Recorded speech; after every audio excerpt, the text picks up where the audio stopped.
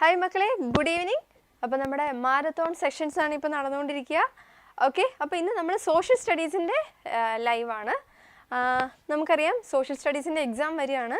അപ്പോൾ നിങ്ങൾക്ക് ഈ ക്രിസ്മസ് എക്സാമിന് ഏറ്റവും ഇമ്പോർട്ടൻ്റ് ആയിട്ടുള്ള പോർഷൻസും അതുമായിട്ട് റിലേറ്റ് ചെയ്തിട്ടുള്ള കാര്യങ്ങളൊക്കെയാണ് ഇന്നത്തെ നമ്മുടെ ക്ലാസ്സിൽ ഡിസ്കസ് ചെയ്യുന്നത്. കഴിഞ്ഞ ദിവസം സുജിത് സാർ ഓൾറെഡി ഇമ്പോർട്ടൻ്റ് ആയിട്ടുള്ള പോർഷൻസ് നിങ്ങൾക്ക് എടുത്ത് തന്നിട്ടുണ്ട്. ഇന്ന് നമ്മൾ ബാക്കി പോർഷൻസ്, ബാക്കി ചാപ്റ്റേഴ്സ്, അതിൽ നിന്ന് എക്സാം ഓറിയൻറ്റഡ് ആയിട്ടുള്ള ക്വസ്റ്റ്യൻ ആൻസേഴ്സ് ഒക്കെ ഡിസ്കസ് ചെയ്യാൻ പോവാട്ടോ. ഓക്കെ, അപ്പോൾ നിങ്ങളുടെ ഫ്രണ്ട്സൊക്കെ എത്തിയിട്ടുണ്ട് എന്ന് വിചാരിക്കുന്നു. ഇനിയും ആരെങ്കിലുമൊക്കെ വരാനുണ്ടെങ്കിൽ വേഗം വിളിച്ചിട്ട് വാട്ടോ. അപ്പോൾ നമുക്ക് വേഗം തന്നെ ക്ലാസ് തുടങ്ങണം. നമുക്കറിയാലോ, നമ്മൾ സാധാരണ ക്ലാസ് പോലെയല്ല, നമ്മൾ എക്സാമിന് വേണ്ടിയിട്ടുള്ള പ്രിപ്പറേഷനാണല്ലേ ഈ ഒരു ക്ലാസ് എന്ന് പറയുന്നത്. അപ്പം നമുക്ക് കളയാനായിട്ട് ടൈമില്ല. അതുകൊണ്ട് നിങ്ങൾ വേഗം നിങ്ങളുടെ ഫ്രണ്ട്സ് ആരെങ്കിലുമൊക്കെ കയറാനുണ്ടെങ്കിൽ, ആർക്കെങ്കിലുമൊക്കെ ഈ ഒരു സോഷ്യൽ സ്റ്റഡീസ് ബുദ്ധിമുട്ടായിട്ടുള്ളവരുണ്ട്, നിങ്ങളുടെ അറിവിൽ ആരെങ്കിലും ഉണ്ടെങ്കിൽ 8ാം ക്ലാസ്സിൽ പഠിക്കുന്ന നിങ്ങളുടെ കൂട്ടുകാരെ വേഗം വിളിച്ചിട്ട് വരിക കേട്ടോ. നമുക്ക് വേഗം തന്നെ തുടങ്ങണം. Hi miss Smitha, hello. Hi hi, എല്ലാവരും ഹായ് അയക്കുന്നുണ്ട്. ഹലോ.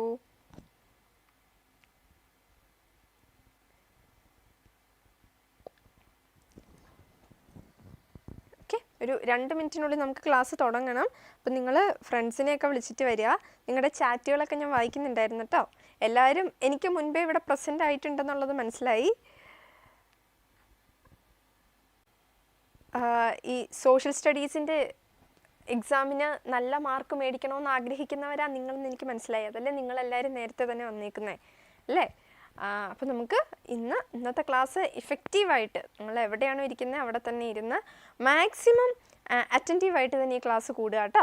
അപ്പോൾ ഏറ്റവും ഇമ്പോർട്ടൻ്റ് ആയിട്ടുള്ള കാര്യങ്ങളാണ് നമ്മളിവിടെ ഡിസ്കസ് ചെയ്യുന്നത്. അപ്പോൾ ഈ ഒരു ക്ലാസ് നിങ്ങൾ ഏറ്റവും അറ്റൻറ്റീവായിട്ടിരിക്കുകയാണെങ്കിൽ ഷുവറായിട്ട് നിങ്ങൾക്ക് നല്ല മാർക്ക് സ്കോർ ചെയ്യാനായിട്ട് പറ്റും എക്സാമിന്. ഓക്കെ, അപ്പോൾ ആ രീതിയിലാണ് നമ്മുടെ ക്ലാസ് പോവുക. അതുകൊണ്ട് നിങ്ങൾ വേഗം നിങ്ങളുടെ ഫ്രണ്ട്സൊക്കെ വരാനുണ്ടെങ്കിൽ, ആരെങ്കിലുമൊക്കെ ഈ ഒരു സബ്ജക്റ്റ് പാടായിട്ട് ഇരിക്കുന്നുണ്ടെങ്കിൽ അവരെയൊക്കെ വേഗം വിളിച്ചിട്ട് വാട്ടോ.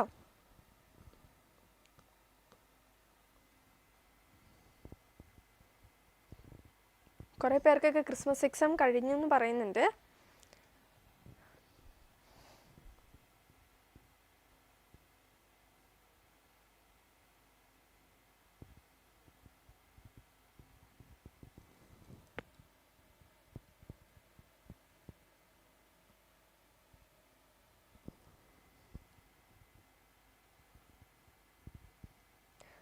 ഓക്കെ, അപ്പോൾ നിങ്ങൾ റെഡി ആണെങ്കിൽ ഒരു തംസപ്പ് ഇടാവോ? നമുക്ക് ക്ലാസ് തുടങ്ങിയേക്കാം. നിങ്ങളുടെ തംസപ്പ് കിട്ടിക്കഴിഞ്ഞാൽ ഞാൻ വേഗം തന്നെ ക്ലാസ് സ്റ്റാർട്ട് ചെയ്യുവേ.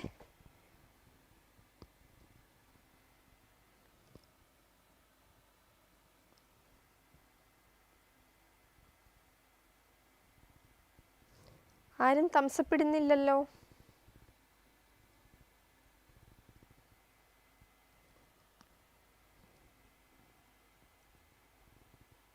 ഓക്കെ, വന്നിട്ടുണ്ട്. തംസപ്പ് വരുന്നുണ്ട്. ഓക്കെ, സന്തോഷം. എല്ലാവരും ഇടുക. എല്ലാവരും റെഡി ആണെങ്കിൽ എല്ലാവരും തംസപ്പ് ഇടണം. Okay, very good, very good. എല്ലാവരുടെയും തംസപ്പ് വരുന്നുണ്ട്. സന്തോഷം. കുറേ പേര് ഡിസ്ലൈക്കൊക്കെ ചെയ്യുന്നുണ്ട്. കഷ്ടപ്പെട്ട് തംസപ്പ് ഇടുന്നു, അതിൻ്റെ കൂടെ തന്നെ വലിയ താല്പര്യമില്ല എന്നൊക്കെ പറയുന്നവരുണ്ട്. കുഴപ്പമില്ല, നമുക്കൊന്ന് പഠിക്കാം കേട്ടോ. എക്സാം എന്താണെന്ന് നമുക്ക് എഴുതാതിരിക്കാൻ പറ്റത്തില്ലല്ലോ. അതുകൊണ്ട് നമുക്ക് ഈ ക്ലാസ് എക്സാമിന് വേണ്ടിയിട്ട് ഇഷ്ടപ്പെട്ട് പഠിക്കാം.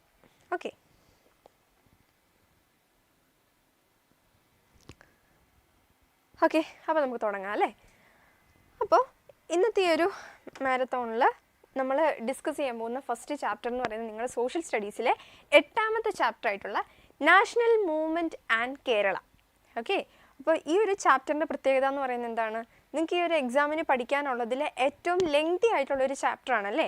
ലെങ്തി ആകുക എന്നുള്ളത് മാത്രമല്ല, ഇതിൽ നമുക്ക് ഒരുപാട് കാര്യങ്ങളുണ്ട് അല്ലേ. അപ്പോൾ നമുക്കിത് വലിയ ഡിഫിക്കൽട്ടായിട്ടുള്ളൊരു ചാപ്റ്റർ അല്ല, നമുക്ക് മനസ്സിലാകാവുന്ന കാര്യങ്ങളൊക്കെ ഉള്ളൂ. പക്ഷെ പ്രത്യേകത എന്താണ്? ഒരുപാട് കണ്ടൻറ്റ്, ഒരുപാട് ഇമ്പോർട്ടൻ്റ് ആയിട്ടുള്ള കാര്യങ്ങൾ ഈ ഒരു ചാപ്റ്ററിൽ വരുന്നുണ്ട്. ഓക്കെ, അതുകൊണ്ട് തന്നെ ഈ ഒരു എക്സാമിന് നിങ്ങൾക്ക് ഈ ഒരു ചാപ്റ്റർ എന്ന് പറയുന്നത് വളരെ പ്രധാനപ്പെട്ടതാണ്. ഓക്കെ, ഈ ഒരു ചാപ്റ്ററിൽ നിന്ന് ഒരുപാട് ക്വസ്റ്റ്യൻസ് വരാനായിട്ടുള്ള സാധ്യതയുണ്ട്.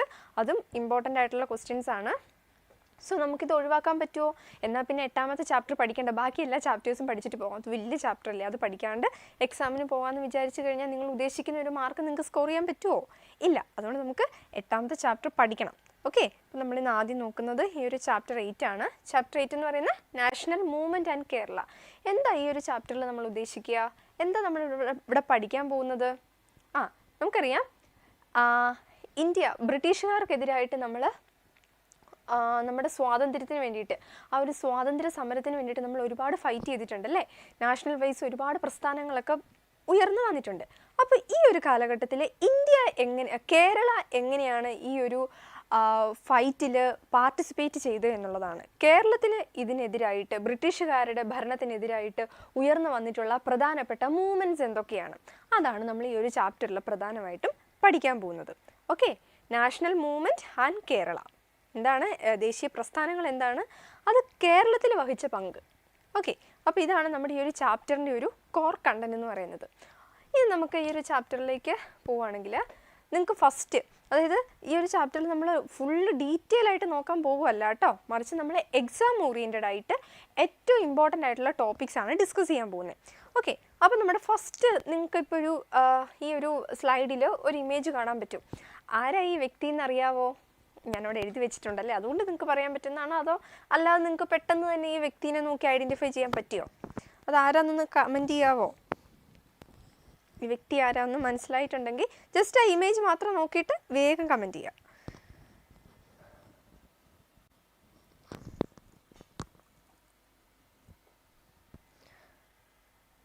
ഓക്കെ, ആരെങ്കിലും ഒന്ന് പറയണേ. പറയും, നിങ്ങൾക്കറിയാം. പഴശ്ശി, കേരള പഴശ്ശി. അയാം പഴശ്ശി എന്നൊക്കെ പറയുന്നുണ്ട്. പഴശ്ശിയൊക്കെ കൂടെ ഉണ്ടല്ലേ. ഓക്കെ, പഴശ്ശിരാജ അല്ലേ? പഴശ്ശിരാജ എന്ന് പറയുന്നത് ആരായിരുന്നു? കേരളത്തിൽ ഈ ബ്രിട്ടീഷുകാരുടെ ആധിപത്യത്തിനെതിരായിട്ട് ഫൈറ്റ് ചെയ്തിട്ടുള്ള ഏറ്റവും പ്രധാനപ്പെട്ട ഒരു വ്യക്തിയായിരുന്നു പഴശ്ശിരാജ അല്ലേ? കേരളവർമ്മ പഴശ്ശിരാജ. അപ്പോൾ നമുക്ക് കുറേ കാര്യങ്ങളൊക്കെ അറിയാം. നമ്മുടെ സിനിമയൊക്കെ കണ്ട്, നമ്മൾ മമ്മൂക്കയുടെ സിനിമയൊക്കെ കണ്ടിട്ട് കുറേ അന്നത്തെ ഒരു ഏകദേശം ഒരു ചിത്രമൊക്കെ നമ്മുടെ മൈൻഡിലുണ്ടല്ലേ. ഓക്കെ, അപ്പോൾ നമുക്ക് നോക്കാവേ ഈ പഴശ്ശിരാജ എന്തൊക്കെ കോൺട്രിബ്യൂഷൻസാണ് കൊടുത്തത്, അല്ലെങ്കിൽ പഴശ്ശിരാജ ആ ഒരു കാലഘട്ടത്തിൽ ചെയ്ത കാര്യങ്ങൾ എന്തൊക്കെയാണെന്നുള്ളത് നോക്കാവേ.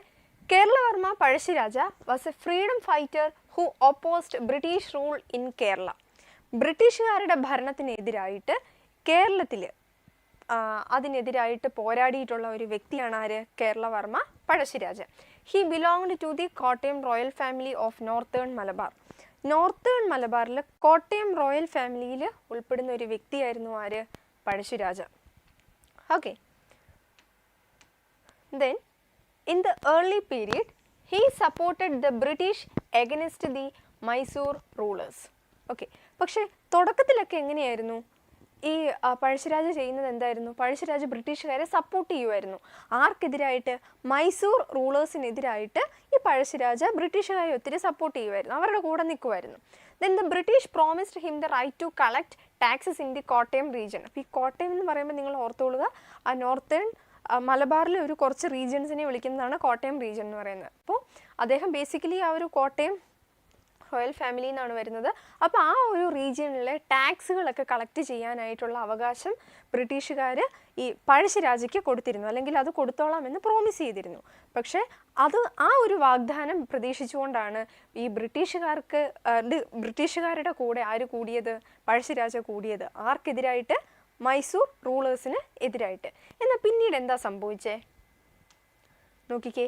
After the treaty of Srirangapatna in 1792 Malabar came under the English East India company.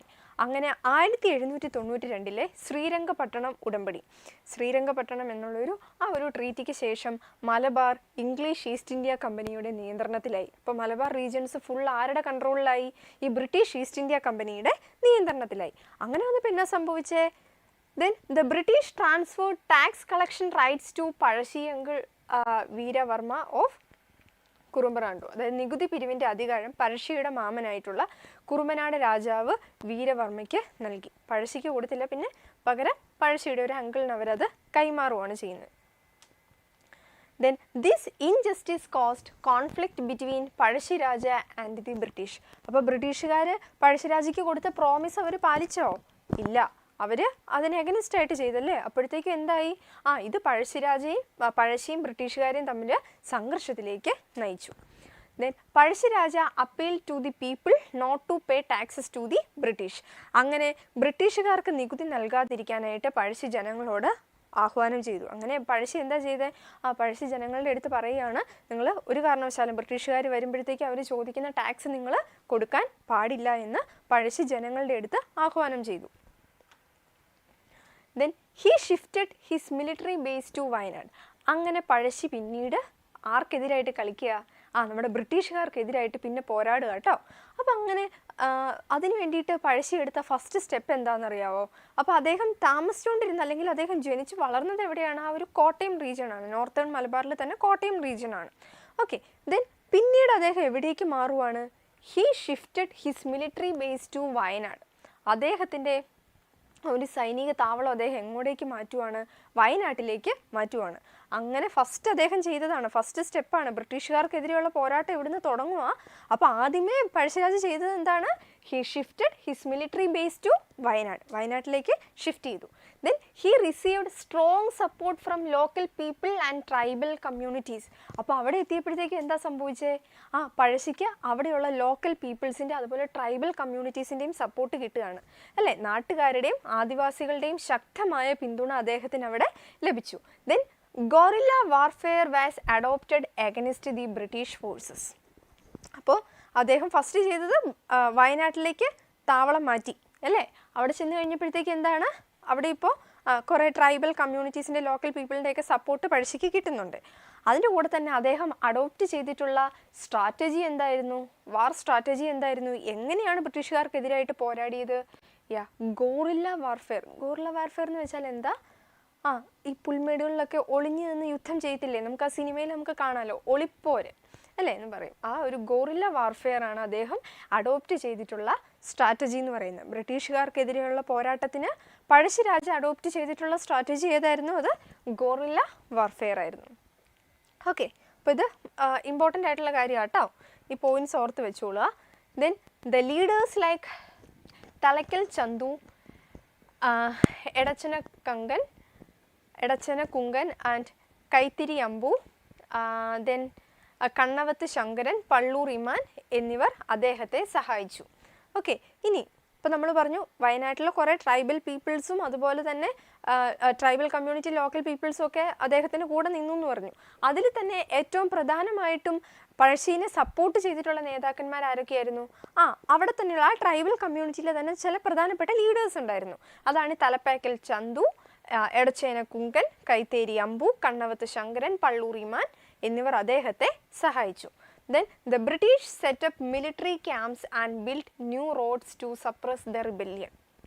അപ്പോൾ പഴശ്ശി ഇത്രയൊക്കെ കാര്യങ്ങൾ ചെയ്യുമ്പം ബ്രിട്ടീഷുകാർ അവിടെ വെറുതെ ഇരിക്കുമോ? ഇല്ല, അവരെന്താ ചെയ്തേ? അവർ ബ്രിട്ടീഷുകാർ സൈനിക ക്യാമ്പുകൾ സ്ഥാപിക്കുകയും പുതിയ റോഡുകൾ നിർമ്മിക്കുകയും ചെയ്തു. അവരെന്താ ചെയ്തത്? ഇതിനിടയിൽ കൂടെ അവരുടേതായിട്ടുള്ള കുറേ താവളങ്ങളൊക്കെ, കുറേ ക്യാമ്പുകളൊക്കെ അവർ തുടങ്ങി. അതുപോലെ തന്നെ പുതിയ പുതിയ റോഡുകളൊക്കെ അവർക്ക് എളുപ്പത്തിൽ ചെന്നെത്താൻ പറ്റാവുന്ന രീതിയിൽ പുതിയ പുതിയ റോഡുകളൊക്കെ ഇവർ നിർമ്മിച്ചു. Okay, then the British cut off rice supply to Wayanad and announced rewards for capturing rebels. Okay, പിന്നെ ബ്രിട്ടീഷുകാർ ചെയ്തത് എന്താ? അവർ ഈ ഒരു വയനാട്ടിലേക്കുള്ള അരി വിതരണമൊക്കെ തടഞ്ഞു. അതുകൂടാതെ പാരിതോഷികം പ്രഖ്യാപിച്ചു. ഇവർക്കെതിരായിട്ട് കളിക്കുന്ന പഴശ്ശിരാജയും പഴശ്ശിരാജയുടെ കൂടെയുള്ള ആൾക്കാരും ഉണ്ടല്ലോ, അവരെ കണ്ടുപിടിച്ച് കൊടുക്കുന്നവർക്ക് നല്ലൊരു പാരിതോഷികം കൊടുത്തേക്കാമെന്ന് ആര് വാഗ്ദാനം ചെയ്യുകയാണ്? ബ്രിട്ടീഷുകാർ വാഗ്ദാനം കൊടുക്കുകയാണ്. Then Thomas Harvey Baber weakened Pazhassi's resistance.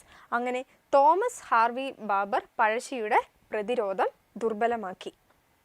Okay, അപ്പോൾ നിങ്ങൾ ഓർത്തോളുക, ആദ്യമേ നമ്മൾ പഠിച്ചത് എന്തായിരുന്നു? പഴശ്ശി ബ്രിട്ടീഷുകാർക്കെതിരായിട്ട് അഡോപ്റ്റ് ചെയ്തിട്ടുള്ള സ്ട്രാറ്റജീസ് എന്തൊക്കെയാണ് അല്ലേ? ആദ്യമേ അദ്ദേഹത്തിൻ്റെ താവളം വയനാട്ടിലേക്ക് മാറ്റുന്നു. അതിനുശേഷം അവിടെയുള്ള ട്രൈബൽ പീപ്പിൾസ് ഇവരുടെ കൂടെ പഴശ്ശിയുടെ കൂടെ കൂടുന്നു. പിന്നെ ഗോറില്ല വാർഫെയർ ആയിരുന്നു അദ്ദേഹം യൂസ് ചെയ്ത സ്ട്രാറ്റജി. ദെൻ മറ്റൊരു ക്വസ്റ്റ്യൻ ആയിട്ട് വരാം, എന്താണ്? പഴശ്ശിക്കെതിരായിട്ട് ബ്രിട്ടീഷുകാർ അഡോപ്റ്റ് ചെയ്തിട്ടുള്ള സ്ട്രാറ്റജീസ് എന്തൊക്കെയായിരുന്നു? ഓക്കെ, അപ്പോൾ അതിനകത്താണ് ഈ പോയിന്റ്സ് എല്ലാം വരുന്നത്. ഈ 2 ക്വസ്റ്റ്യൻ നമുക്ക് എക്സാമിന് എക്സ്പെക്റ്റ് ചെയ്യാവുന്ന ക്വസ്റ്റ്യൻസ് ആട്ടോ. അപ്പോൾ ഈ ടോപ്പിക്ക് വളരെ ഇമ്പോർട്ടൻ്റ് ആണ്. ദെൻ അങ്ങനെ പിന്നീട് എന്താ സംഭവിക്കുന്നത്?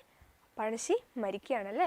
Pazhassiraja dead heroically in an encounter at Mavila Thodu in Wayanad on 30th November 1805. അങ്ങനെ 1805 നവംബർ 30 വയനാട്ടിലെ മാവിലം തോട്ടിൽ നടന്ന ഏറ്റുമുട്ടലിൽ പഴശ്ശിരാജ വീരമൃത്യു വരിച്ചു. Then the British buried him with official honors respecting his bravery. Then അദ്ദേഹത്തിൻ്റെ ധൈര്യം മാനിച്ച ബ്രിട്ടീഷുകാർ ഔദ്യോഗിക ബഹുമതികളോടെ പഴശ്ശിരാജയെ സംസ്കരിച്ചു അല്ലേ. കാരണം അവർക്കെതിരായിട്ട് പോരാടണമെന്നുണ്ടെങ്കിൽ അത്രയും ധൈര്യമുള്ള ആളാണ് ആ കാലഘട്ടത്തിൽ. അപ്പോൾ ആ ഒരു ധൈര്യത്തെ മാനിച്ചുകൊണ്ട് അവർ വളരെ ഔദ്യോഗികമായിട്ട് പഴശ്ശീനെ സംസ്കരിച്ചു. ഓക്കെ, അപ്പോൾ ഇതാണ് പഴശ്ശിരാജ ബ്രിട്ടീഷുകാർക്കെതിരായിട്ടുള്ള പോരാട്ടത്തിൻ്റെ ഒരു സ്റ്റോറി എന്ന് പറയുന്നത്. ഓക്കെ, അപ്പോൾ ദെൻ ഇപ്പോൾ നമ്മൾ പറഞ്ഞ കാര്യം തന്നെ ഇവിടെ ഒരു ക്വസ്റ്റ്യൻ ആയിട്ടുണ്ട്. ഇത് നിങ്ങളുടെ എക്സാമിന് വരുന്നൊരു ക്വസ്റ്റ്യൻ ആയിട്ട് നിങ്ങൾ കാണുക. എങ്ങനെ നിങ്ങൾ അതിന് ആൻസർ ചെയ്യും? ഈ രീതിയിൽ വേണം നിങ്ങൾ ആൻസർ ചെയ്യാൻ കേട്ടോ. ഇപ്പോൾ തന്നെ പഠിച്ചു പൊക്കോളൂ, ഇനി നമുക്ക് പഠിക്കാൻ സമയമില്ല. അതുകൊണ്ട് നമ്മൾ ഇപ്പോൾ തന്നെ ഈ ക്വസ്റ്റ്യൻ ആൻസർ പഠിക്കുകയാണ്. What are the important defensive strategies adopted by Pazhassi Raja against the English East India Company? Okay, എന്തൊക്കെയാണ് ഇംഗ്ലീഷ് ഈസ്റ്റ് ഇന്ത്യ കമ്പനിക്കെതിരായിട്ട് പഴശ്ശിരാജ അഡോപ്റ്റ് ചെയ്തിട്ടുള്ള പ്രധാനപ്പെട്ട യുദ്ധതന്ത്രങ്ങൾ എന്തൊക്കെയാണെന്നുള്ളതാണ് ക്വസ്റ്റ്യൻ. ഓക്കെ, എന്തൊക്കെയായിരുന്നു? Kerala Varma Pazhassi Raja belonged to the Kottayam royal family. ഇപ്പം നിങ്ങൾ അതിന് ആൻസർ എഴുതുമ്പോൾ ആദ്യം പഴശ്ശിരാജയെ പറ്റി ഒന്ന് എഴുതണം അല്ലേ. പഴശ്ശി എന്ന് പറയുന്നത് കോട്ടയം റോയൽ ഫാമിലിയിൽ ഉൾപ്പെടുന്ന ഒരാളായിരുന്നു. His main area of resistance against the British was Wayanad. അപ്പോൾ ബ്രിട്ടീഷുകാർക്കെതിരായിട്ടുള്ള പോരാട്ടത്തിന് അദ്ദേഹം തിരഞ്ഞെടുത്ത സ്ഥലം ഏതായിരുന്നു? അത് വയനാടാണ്. Then Pazhassiraja shifted his base to Wayanad. അങ്ങനെ ഫസ്റ്റ് അദ്ദേഹം ചെയ്തത് എന്താണ്? ഫസ്റ്റ് ചെയ്തത് പഴശ്ശി അദ്ദേഹത്തിൻ്റെ താവളം എവിടേക്ക് മാറ്റുവാണ്? വയനാട്ടിലേക്ക് മാറുകയാണ് അല്ലേ. Pazhassiraja shifted his base to Wayanad. Then he gained support of local people and tribal communities. അവിടെ എത്തിയപ്പോഴത്തേക്ക് അദ്ദേഹത്തിന് ലോക്കൽ പീപ്പിൾസിൻ്റെയും ട്രൈബൽ കമ്മ്യൂണിറ്റീസിൻ്റെയൊക്കെ സഹായം കിട്ടുന്നു.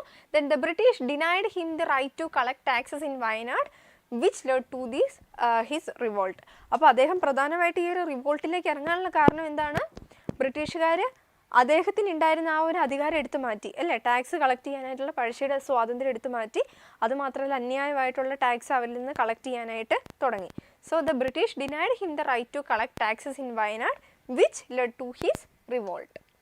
Okay, then he fought the British to protect Wayanad and nearby regions. അങ്ങനെ അദ്ദേഹം പോരാടുകയാണ് വയനാടിനെ പ്രൊട്ടക്റ്റ് ചെയ്യുക, അതുപോലെ തന്നെ അതിനടുത്തുള്ള റീജിയൻസിനെ ബ്രിട്ടീഷുകാരിൽ നിന്ന് പ്രൊട്ടക്റ്റ് ചെയ്യുക എന്ന ലക്ഷ്യത്തോട് കൂടിയിട്ടാണ് അദ്ദേഹം ഫൈറ്റ് ചെയ്യുന്നത്. Then he adopted guerrilla warfare and used forest and hilly regions to resist the British. Okay, പിന്നെ അദ്ദേഹം അതിനെ അഡോപ്റ്റ് ചെയ്ത ഏത് സ്ട്രാറ്റജിയാണ് അദ്ദേഹം അതിനെ അഡോപ്റ്റ് ചെയ്തത്? ഗോറില്ല വാർഫെയർ ആണ് അല്ലേ. He adopted guerrilla warfare and used forest and hilly regions to resist the British. Okay, അപ്പോൾ ഇതാണ് ഏറ്റവും ഇമ്പോർട്ടൻ്റ് ആയിട്ടുള്ള പോയിൻറ്റ്സ്. ഇങ്ങനെ ഒരു ക്വസ്റ്റ്യൻ വന്നു കഴിഞ്ഞാൽ നിങ്ങൾ ഈ പോയിൻറ്റ്സ് എല്ലാം അതിൽ ഇൻക്ലൂഡ് ചെയ്യുക. ഓക്കെ, ക്ലിയർ അല്ലേ?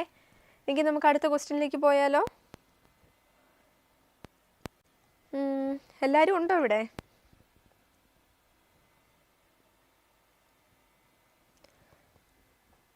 എല്ലാവരും ഭയങ്കര സംസാരമൊക്കെയാണ്. കുഴപ്പമില്ല, നമുക്ക് സംസാരിക്കാനൊക്കെ അവസരമുണ്ട്. ഇപ്പം നമുക്ക് പഠനത്തിലേക്ക് ഫോക്കസ് ചെയ്യാം കേട്ടോ. പിന്നെ എനിക്ക് തോന്നുന്നു നിങ്ങളൊക്കെ മറ്റേ മൾട്ടി ടാസ്കിങ് സ്കില്ലുള്ളവരാണ്. ഒരു സൈഡിൽ ഇങ്ങനെ ചാറ്റൊക്കെ നടക്കുന്നുണ്ടെങ്കിൽ മറു സൈഡിൽ ഞാൻ പറയുന്നതൊക്കെ നിങ്ങൾ കേൾക്കുന്നുണ്ടെന്ന് വിചാരിക്കണു. അത് കുഴപ്പമില്ല. ഓക്കെ,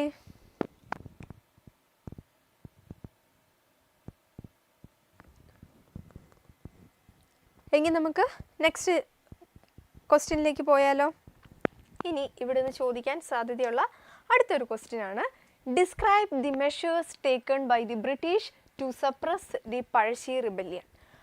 ഓക്കെ, ഇനി പഴശ്ശിയുടെ ഈ ഒരു യുദ്ധത്തിനെതിരായിട്ട് ബ്രിട്ടീഷുകാർ അഡോപ്റ്റ് ചെയ്തിട്ടുള്ള പ്രധാനപ്പെട്ട മെഷേഴ്സ് എന്തൊക്കെയായിരുന്നു? പഴശ്ശി കലാപം അടിച്ചമർത്താൻ ബ്രിട്ടീഷുകാർ സ്വീകരിച്ച നടപടികൾ വിവരിക്കുക എന്നുള്ളതൊരു ക്വസ്റ്റ്യൻ ആയിട്ട് വരാം.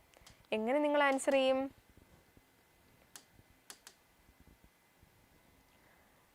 The British set up military camps at important place. Okay, അപ്പോൾ പഴശ്ശിക്കെതിരായിട്ട് ഉള്ള ബ്രിട്ടീഷുകാരുടെ ഫസ്റ്റ് സ്ട്രാറ്റജി എന്തായിരുന്നു? അവർ ആദ്യമേ ചെയ്തത് എന്താണ്?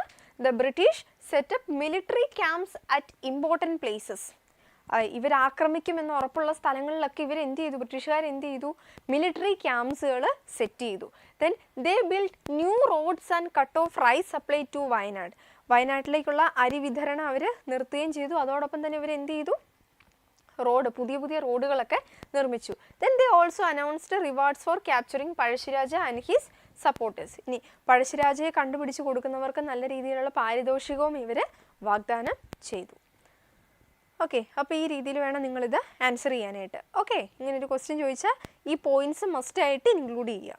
ഇപ്പോൾ നമ്മൾ ഈ ഒരു ചെറിയ പോർഷനിൽ നിന്ന് എക്സാമിന് വരാൻ സാധ്യതയുള്ള 2 ക്വസ്റ്റ്യൻ ആൻസർ പഠിച്ചു അല്ലേ? ഇനിയിപ്പോൾ നമുക്ക് നോക്കേണ്ട ആവശ്യമുണ്ടോ? നിങ്ങൾക്ക് ഈസി ആയിട്ട് എഴുതത്തില്ലേ അല്ലേ? ഓക്കെ, ദെൻ അടുത്തൊരു ടോപ്പിക്കാണ് ട്രൈബൽ ആൻഡ് പെസൻറ്റ് റിബല്യൻസ്.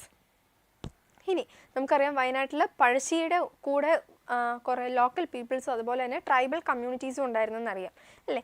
അന്ന് വയനാട്ടിലുണ്ടായിരുന്ന പ്രധാനപ്പെട്ട 2 ട്രൈബൽ കമ്മ്യൂണിറ്റീസാണ് കുറിച്യർ ആൻഡ് കുറുമ്പ്യർ എന്ന് പറയുന്നത്. ഓക്കെ, കുറുമ്പ്യർ അതുപോലെ തന്നെ Kurichiyar and Kurumbiyar tribes revolted in Wayanad. Then British seized tribal lands and imposed cash tax. എന്തുകൊണ്ടാണ് അവർ ബ്രിട്ടീഷുകാർക്കെതിരായിട്ട് റിവോൾട്ട് നടത്തിയത്? ബ്രിട്ടീഷുകാർ ഈ ഒരു ട്രൈബൽ ലാൻഡ്സിൽ നിന്ന് നല്ല രീതിയിൽ ടാക്സ് ഇമ്പോസ് ചെയ്തിട്ടുണ്ടായിരുന്നു. Then the Kurichiyar rebellion began in 1812 under Rama Mooppan. ഇപ്പോൾ രാമമൂപ്പൻ എന്ന വ്യക്തിയുടെ അണ്ടറിൽ 1812 കുറിച്യർ റിബല്യൻ സ്റ്റാർട്ട് ചെയ്യുന്നത്. എന്നാണ് കുറിച്യർ റിബല്യൻ സ്റ്റാർട്ട് ചെയ്യുന്നത്? Began in 1812, 1812. അതിൻ്റെ ലീഡർ ആരായിരുന്നു? രാമമൂപ്പനാണ്. എന്തിനെതിരായിട്ടാണ്? ബ്രിട്ടീഷുകാർ അന്യായമായിട്ട് ഇവരുടെ കയ്യിൽ നിന്ന് ടാക്സ്, ഈ ഒരു ട്രൈബൽ ലാൻഡിന് അവർ ടാക്സ് ഇമ്പോസ് ചെയ്തിട്ടുണ്ടായിരുന്നു, അതിനെതിരായിട്ടാണ്. Then the peasant rebellions spread across Malabar. അങ്ങനെ ഈ ഒരു കർഷകരുടെ ഒരു റിബല്യൻസ് എന്ന് പറയുന്നത്, ഇവരുടെ ഒരു വിപ്ലവം എന്ന് പറയുന്നത് മലബാറിലെ മൊത്തത്തിൽ അത് സ്പ്രെഡായി. Then these were called Mappila rebellions by the British. Okay, അപ്പോൾ ഇതിനെ മൊത്തത്തിൽ വിളിക്കുന്നത് എന്താണ്? Mappila rebellions by the British. അതാണ് വയനാട്ടിലെ കുറിച്യർ കുറുമ്പർ ആദിവാസികൾ കലാപം നടത്തി ബ്രിട്ടീഷുകാരെ ഭൂമി പിടിച്ചെടുക്കുകയും പണനികുതി ഏർപ്പെടുത്തുകയും ചെയ്തു. അങ്ങനെ 1812 രാമമൂപ്പൻ്റെ നേതൃത്വത്തിൽ കുറിച്യർ കലാപം ആരംഭിച്ചു. മലബാറിൽ കർഷക കലാപങ്ങൾ വ്യാപിച്ചു. ബ്രിട്ടീഷുകാർ ഇവയെ മാപ്പിള കലാപങ്ങൾ എന്ന് വിളിച്ചു. ഓക്കെ, അപ്പോൾ ഈ കലാപങ്ങളെ മൊത്തത്തിൽ വിളിക്കുന്നത് എന്ത് പേരിലായിരുന്നു? മാപ്പിള റിബല്യൻസ്. ചിലപ്പോൾ എക്സാമിന് ക്വസ്റ്റ്യൻ വരുന്നത് മാപ്പിള റിബല്യൻസ് എന്താണെന്ന് എക്സ്പ്ലെയിൻ ചെയ്യാനായിരിക്കും കേട്ടോ. അപ്പം നിങ്ങൾ ആൻസർ എഴുതേണ്ടത് എന്തായിരിക്കണം? ഈ ഒരു കുറിച്യർ അതുപോലെ തന്നെ കുറുമ്പ്യർ എന്ന് പറയുന്നത് ബ്രിട്ടീഷുകാർക്കെതിരായിട്ട് നടത്തിയിട്ടുള്ള റിബല്യൻസ് ആണ്. അല്ലെങ്കിൽ അന്ന് മലബാറിലെ മൊത്തത്തിൽ കർഷകരുടെ ഡിഫറെൻ്റ് ആയിട്ടുള്ള റിബല്യൻസ്, വിപ്ലവങ്ങൾ നടന്നിട്ടുണ്ട്. ഇതിനെ മൊത്തത്തിൽ ബ്രിട്ടീഷുകാർ വിളിച്ചിരുന്ന പേരാണ് എന്ത്? Mappila rebellions.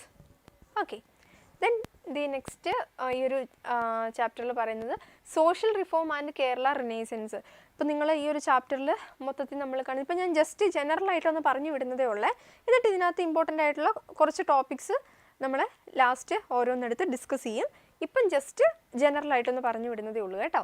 Social reforms and Kerala renaissance. ഇനി നമ്മൾ പറഞ്ഞു ബ്രിട്ടീഷുകാർക്കെതിരെ മാത്രമുള്ള ഒരു ഫൈറ്റാണോ ഇവിടെ നടത്തുന്നത്?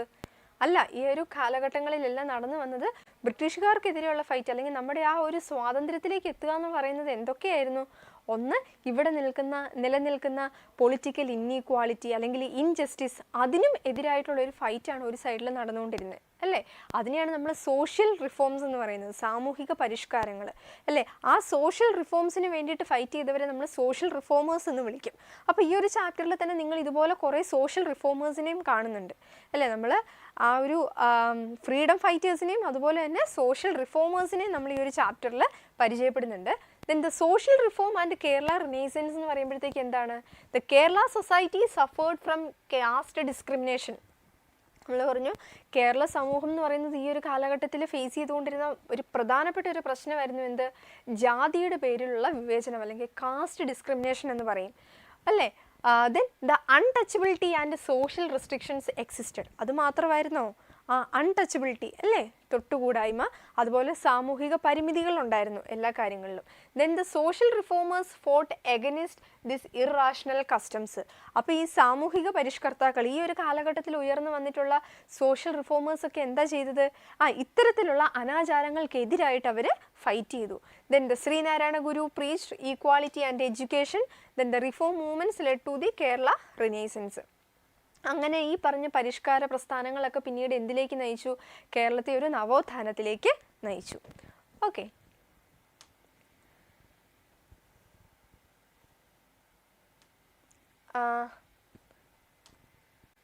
Then the national movement and formation of Kerala. ഇനിയാണ് കേരളത്തിൽ ഉയർന്നു വന്നിട്ടുള്ള ദേശീയ പ്രസ്ഥാനങ്ങൾ എന്തൊക്കെയാണ്. ഒന്ന്, non cooperation and civil disobedience spread in Kerala. കേരളത്തിൽ എന്താണ് നിസ്സഹകരണ പ്രസ്ഥാനങ്ങൾ, അല്ലെങ്കിൽ ആഭ്യന്തര തലത്തിലുള്ള ഈ ഒരു ഡിസൊബീഡിയൻസ് ഒക്കെ ഇവിടെ സ്പ്രെഡ് ആയിട്ടുണ്ട്. ദെൻ സോൾട്ട് സത്യാഗ്രഹ, ഉപ്പ് satyagraha, then Malabar rebellion and Aikya Kerala movement aimed to linguistic unity and Kerala state was formed on 1 November 1956. അപ്പോൾ ഇത്രയും കാര്യങ്ങൾ കഴിഞ്ഞതിന് ശേഷമാണ്, ഇങ്ങനെ വലിയൊരു ഫൈറ്റിന് ശേഷമാണ് 1956 November 1 കേരള സ്റ്റേറ്റ് രൂപം കൊള്ളുന്നത്.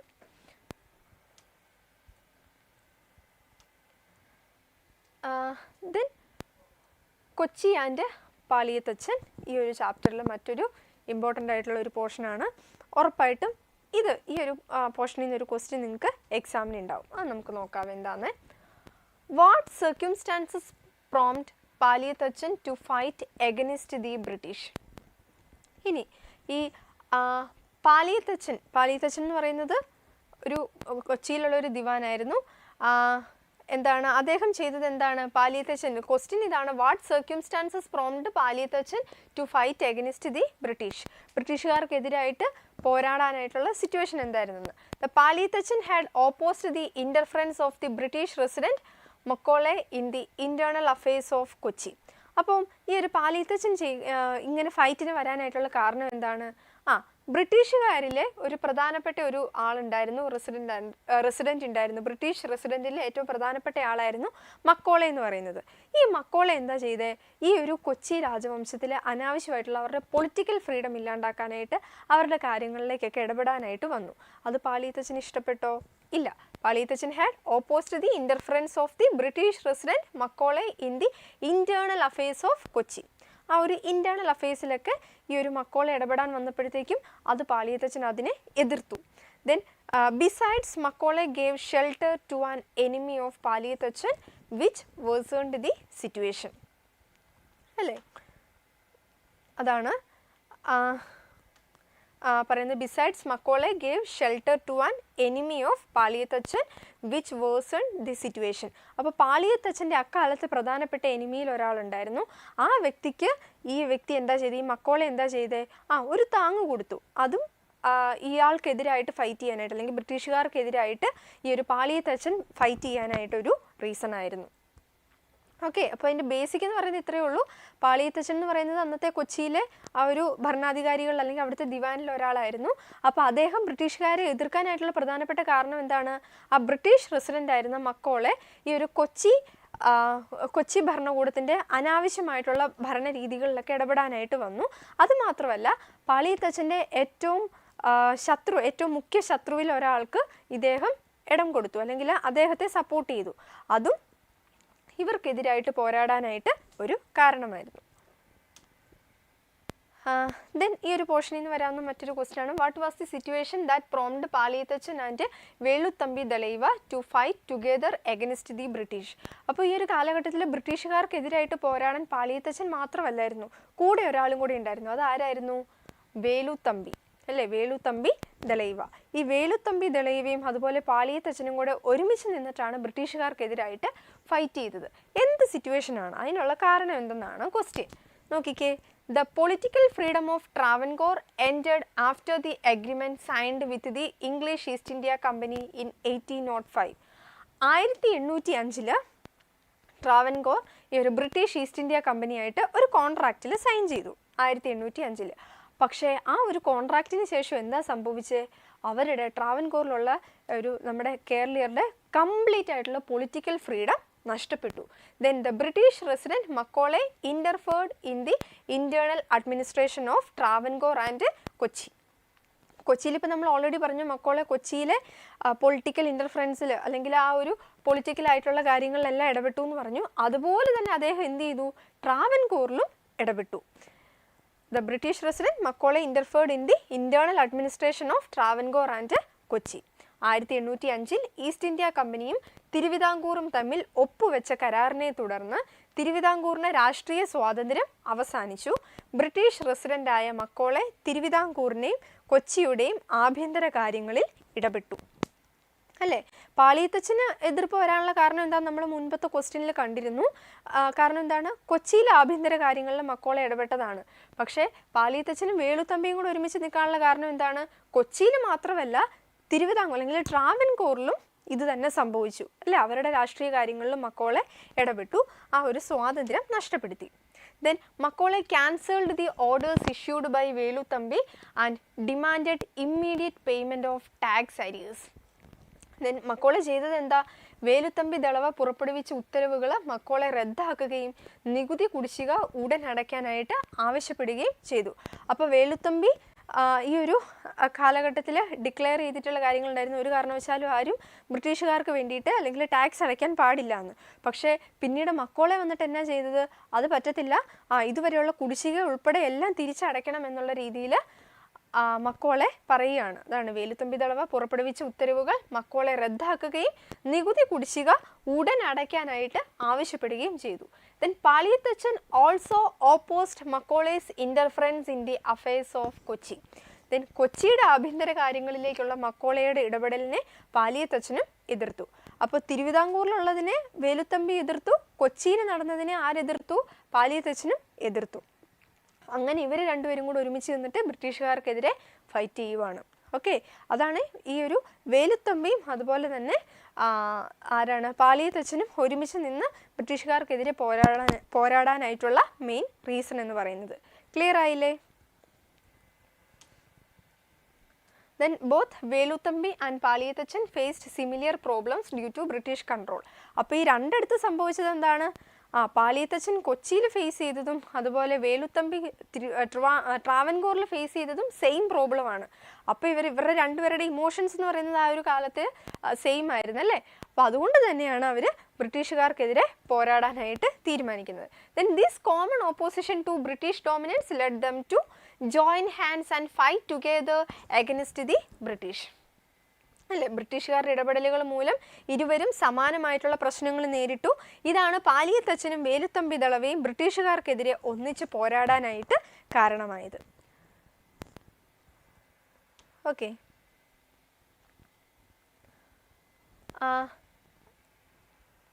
ഇപ്പോൾ നമ്മൾ പറഞ്ഞു. ദെൻ അടുത്തതാണ് കുറിച്യർ റിബല്യൻ എന്ന് പറയുന്നത്. കുറിച്യർ റിബല്യൻ. ഓക്കെ, അതിനു മുമ്പ് നിങ്ങളിപ്പോൾ പഠിച്ച പോർഷൻസ് ഒക്കെ ഓർക്കുന്നുണ്ടോ, എന്തൊക്കെയാന്ന്? അല്ലെങ്കിൽ നമ്മൾ കുറേ ഇമ്പോർട്ടൻ്റ് ആയിട്ടുള്ള ക്വസ്റ്റ്യൻസ് ഒക്കെ ഡിസ്കസ് ചെയ്തിട്ടുണ്ടായിരുന്നു, അതെന്തൊക്കെയാണെന്ന് ഓർക്കുന്നുണ്ടോ? നമ്മളിപ്പോൾ ഈ ഒരു ചാപ്റ്ററിൽ ആദ്യം തന്നെ പഴശ്ശിരാജയെ പറ്റി പഠിച്ചല്ലേ. പഴശ്ശിരാജ ബ്രിട്ടീഷുകാർക്കെതിരായിട്ട് അഡോപ്റ്റ് ചെയ്തിട്ടുള്ള സ്ട്രാറ്റജി, അതുപോലെ ബ്രിട്ടീഷുകാർ എങ്ങനെയായിരുന്നു ആ റിബല്യനെ എതിർത്തതെന്നുള്ളത് നമ്മൾ അവിടെ കണ്ടിരുന്നു. അതിനുശേഷം വന്നപ്പോൾ നമ്മൾ ഇമ്പോർട്ടൻ്റ് ആയിട്ട് കണ്ടത് എന്താണ്, കൊച്ചി അതുപോലെ ട്രാവൻകൂർ, അതായത് പാളിയത്തച്ഛനും വേലുത്തമ്പി അവർ ഒരുമിച്ച് നിന്ന് ബ്രിട്ടീഷുകാർക്കെതിരെ ഫൈറ്റ് ചെയ്യാനായിട്ടുള്ള റീസൺ എന്താണെന്ന് നമ്മൾ കണ്ടു അല്ലേ. അതിനുള്ള കാരണം എന്തായിരുന്നു, ഈ രണ്ടിടത്തെയും പൊളിറ്റിക്കൽ ഫ്രീഡം നഷ്ടപ്പെടുത്തി അല്ലേ, ബ്രിട്ടീഷുകാർ നഷ്ടപ്പെടുത്തി. എസ്പെഷ്യലി ബ്രിട്ടീഷുകാരുടെ ഒരു റെസിഡൻ്റ് ആയിരുന്ന മക്കോളെ ഈ ഒരു രണ്ടിടത്തും വന്നിട്ട് എന്താ ചെയ്ത്, അവരുടെ അനാവശ്യമായിട്ടുള്ള കാര്യങ്ങളിലെല്ലാം ഇടപെട്ടു, അവരുടെ ഭരണ രീതികളിലൊക്കെ ഇടപെട്ട് അവരുടെ രാഷ്ട്രീയ സ്വാതന്ത്ര്യം ഇല്ലാണ്ടാക്കി. അങ്ങനെ വന്നപ്പോഴത്തേക്കും വേലുത്തമ്പി ദളവയും അതുപോലെ തന്നെ പാളിയത്തച്ഛനും ഒരുമിച്ച് നിന്ന് ബ്രിട്ടീഷുകാർക്കെതിരായിട്ട് പോരാടുന്നു. ഓക്കെ, അപ്പോൾ അത്രയും നമ്മൾ കണ്ടത്. നെക്സ്റ്റ് ആണ് കുറിച്യർ റിബല്യൻ. ഇപ്പോൾ നമ്മൾ ഓൾറെഡി പറഞ്ഞാണ് കുറിച്യർ കുറുമ്പ്രർ എന്ന് പറയുന്നത് എന്തായിരുന്നു, വയനാട്ടിലെ രണ്ട് ട്രൈബൽ ഗ്രൂപ്പ്സ് ആയിരുന്നു. Then the Kurichiyar and Kurumbar are tribal groups in Wayanad. The British considered them enemies after they supported Pazhassi in this rebellion. അപ്പോൾ നമ്മൾ പറഞ്ഞു പഴശ്ശി ബ്രിട്ടീഷുകാർക്കെതിരായിട്ടുള്ള യുദ്ധത്തിന് ഇറങ്ങിയപ്പോൾ പഴശ്ശിനെ സപ്പോർട്ട് ചെയ്തത് ആരൊക്കെയായിരുന്നു, ഈ കുറിച്യറും അതുപോലെ തന്നെ കുറുമ്പറും ആയിരുന്നു അല്ലേ. അപ്പോൾ ഇവർ പിന്നീട് എന്തായി ബ്രിട്ടീഷുകാരുടെ ഒരു പ്രധാനപ്പെട്ട ശത്രുക്കളായിട്ട് മാറുകയാണ്. ഈ രണ്ട് ട്രൈബൽ ഗ്രൂപ്പ്സും ബ്രിട്ടീഷുകാരുടെ പ്രധാനപ്പെട്ട ശത്രുക്കളായിട്ട് മാറുകയാണ്. ഓക്കെ, അപ്പോൾ ഇനി ഇതുമായിട്ട് ബന്ധപ്പെട്ടിട്ടുള്ള ഒരു ക്വസ്റ്റ്യൻ ആണ്, which the measures the British took against the Kurichiyar and Kurumbar. ഇനി ഈ കുറിച്യർ ഈ രണ്ട് ട്രൈബൽ ഗ്രൂപ്പ്സിനെതിരായിട്ട് ബ്രിട്ടീഷുകാർ അഡോപ്റ്റ് ചെയ്തിട്ടുള്ള മെഷേഴ്സ് എന്തൊക്കെയായിരുന്നു? ഓക്കെ, നോക്കിക്കേ ആൻസർ നോക്കിക്കേ.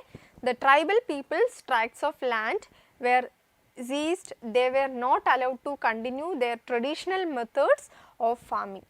ഓക്കെ, അപ്പോൾ ഈ ഒരു കാലഘട്ടത്തിൽ ഇവർ വന്നപ്പോൾ എന്താ ചെയ്തതെന്ന് അറിയാവോ? ഇവർക്ക് ഇവരുടേതായിട്ടുള്ള ലാൻഡ്, ട്രൈബൽ ലാൻഡ്സ് ഉണ്ടല്ലോ, അവിടെ അവർ അതുവരെ ചെയ്തുകൊണ്ടിരുന്ന പരമ്പരാഗത കൃഷിരീതികളൊന്നും പിന്നെ പറ്റാണ്ട് വരികയാണ് അല്ലേ. They were not allowed to continue their traditional methods of farming. കൃഷിക്ക് വേണ്ടിയിട്ട് അവർ ഉപയോഗിച്ചിരുന്ന പരമ്പരാഗത രീതികളൊന്നും അവർ പിന്നീട് ഇവരെ പ്രോത്സാഹിപ്പിച്ചില്ല.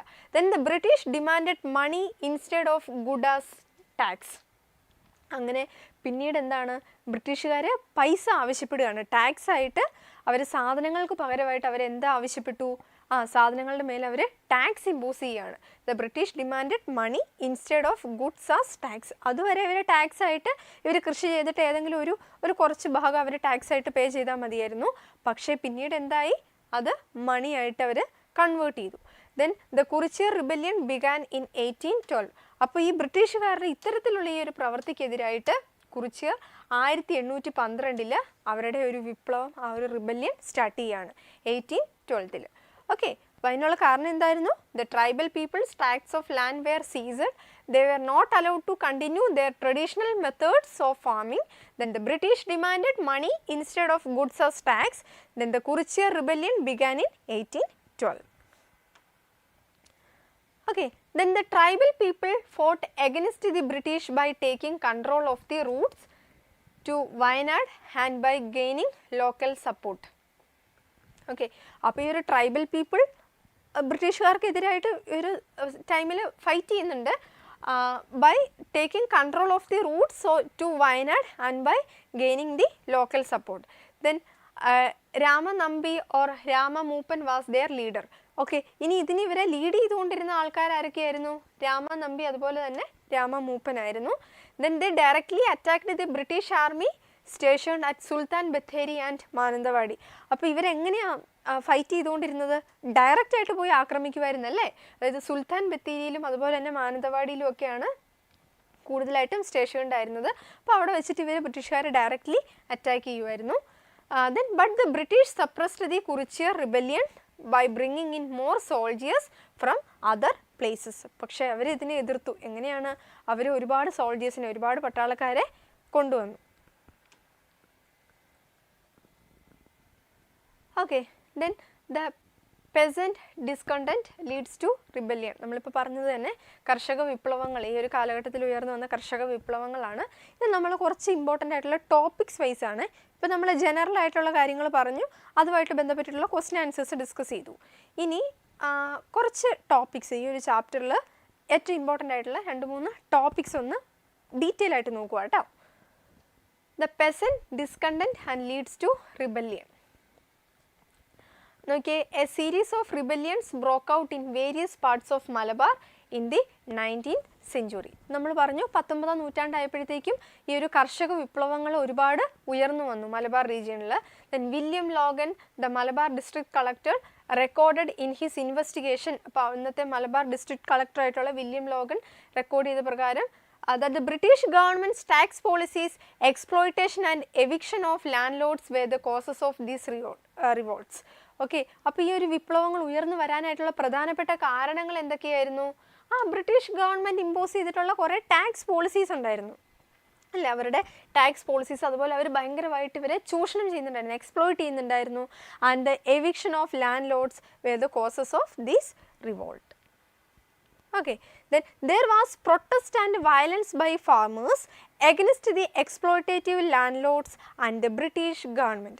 Then there was protest and violence by farmers. ഇപ്പോൾ കൂടുതലും ഈ കാലഘട്ടത്തിൽ ഉയർന്നു വന്നത് ആരുടെ വിപ്ലവങ്ങളാണ്, ആരുടെ എതിർപ്പുകളാണ്? ഫാർമേഴ്സിൻ്റെയാണ്, കർഷകരുടെയാണ് അല്ലേ. Then since most of the participants were Mapla farmers of South Malabar, then ഇതിൽ കൂടുതലായിട്ടും പാർട്ടിസിപ്പേറ്റ് ചെയ്തത് ആരാ? ഈ ബ്രിട്ടീഷുകാർക്കെതിരായിട്ടുള്ള ഈ ഒരു ഫൈറ്റിൽ ഏറ്റവും കൂടുതൽ പാർട്ടിസിപ്പേറ്റ് ചെയ്തിട്ടുള്ള പെസൻസ് ആരാണ്? അത് മാപ്പിള ഫാർമേഴ്സ് ആണ്. Mappila farmers of south Malabar. Then the British authorities and imperial historians referred to these uprisings as the Mappila revolt അല്ലേ? നമ്മൾ ആദ്യമേ പറഞ്ഞിരുന്നു ഇതിനെ ബ്രിട്ടീഷുകാർ വിളിക്കുന്നതാണ് മാപ്പിള റിവോൾട്ട്. കാരണം എന്താണ്? പെസൻസ് ആണ് ഈ കർഷകരിൽ തന്നെ ഏറ്റവും കൂടുതൽ ഇതിനകത്ത് ഫൈറ്റ് ചെയ്യാനായിട്ടുണ്ടായിരുന്ന പെസൻസ് എന്ന് പറയുന്നത് ആരാണ്? അത് ഈ മാപ്പിള വിഭാഗമാണ്. ഈ ഒരു സൗത്ത് മലബാറിൽ നിന്നുള്ള മാപ്പിള ഫാർമേഴ്സ് ആണ്. അതുകൊണ്ട് തന്നെ ബ്രിട്ടീഷുകാർ ഈ ഒരു റിബല്യനെ വിളിച്ചുകൊണ്ടിരുന്ന പേരെന്തായിരുന്നു? മാപ്പിള റിവോൾട്ട് എന്നുള്ളതാണ്. Okay, next the struggles four civil rights. ഇനി ഈ ഒരു ചാപ്റ്ററിൽ മറ്റൊരു ഏരിയ ആണിത്. ഈ ഒരു ആഭ്യന്തരമായിട്ടുള്ള അവകാശങ്ങൾക്ക് എതിരായിട്ടുള്ള പോരാട്ടങ്ങൾ എന്തൊക്കെയായിരുന്നു എന്നുള്ളത് നിങ്ങൾ ഈ ഒരു ചാപ്റ്ററിൽ നോക്കുന്ന ഇമ്പോർട്ടൻ്റ് ആയിട്ടുള്ള കാര്യങ്ങളാണ്. ഒന്ന്, upper cloth agitation fought for women's dignity എന്ന് വെച്ചാൽ എന്താണ്? മേൽമുണ്ട് ധരിക്കാനുള്ള സ്വാതന്ത്ര്യം. അതുപോലെ Vaikom Satyagraha demanded freedom of movement. Then the Guruvayur Satyagraha demanded temple entry for all Hindus. എല്ലാ ഹിന്ദുക്കൾക്കും അന്ന് ക്ഷേത്രത്തിൽ പ്രവേശിക്കാനായിട്ടുള്ള സ്വാതന്ത്ര്യം ഉണ്ടായിരുന്നോ? അതിനുള്ളൊരു അവകാശം ഉണ്ടായിരുന്നോ? ഇല്ല അല്ലേ? അപ്പോൾ അതിനെതിരായിട്ടുള്ള ഫൈറ്റ് ആയിരുന്നു ഗുരുവായൂർ സത്യാഗ്രഹം. ഇതൊക്കെ നമ്മൾ ചെറിയ ക്ലാസ് തൊട്ടേ പഠിക്കുന്നതാണ്. പക്ഷെ നമുക്ക് കുറച്ച് ഡീറ്റെയിൽ ആയിട്ട് ഇവിടെ നോക്കേണ്ടതുണ്ട്. എക്സാം ഓറിയൻറ്റഡ് ആയിട്ട് അത് പഠിക്കേണ്ടതുണ്ട്. Then the temple entry proclamation was issued in 1936 അല്ലേ? ക്ഷേത്ര പ്രവേശന വിളംബരം 1936 and Paliyam Satyagraha ended untouchability in public roads. ഇനി നിരത്തിലൂടെ നടക്കാനും അതുപോലെ തന്നെ തൊട്ടുകൂടായ്മയൊക്കെ ഇല്ലാതാക്കിക്കൊണ്ടിട്ടുള്ള ഒരു സത്യാഗ്രഹമായിരുന്നു എന്ത്? പാളിയം സത്യാഗ്രഹം എന്ന് പറയുന്നത്. ഓക്കെ, ആ ഒരു പാളിയം സത്യാഗ്രഹത്തിന് ശേഷമാണ് ഈ ഒരു അൺടച്ചബിലിറ്റി അതുപോലെ പബ്ലിക് റോഡ്സിലൂടെയൊക്കെ നടക്കാനായിട്ടുള്ളൊരു സ്വാതന്ത്ര്യം ഇവിടെ ഉണ്ടാകുന്നത്.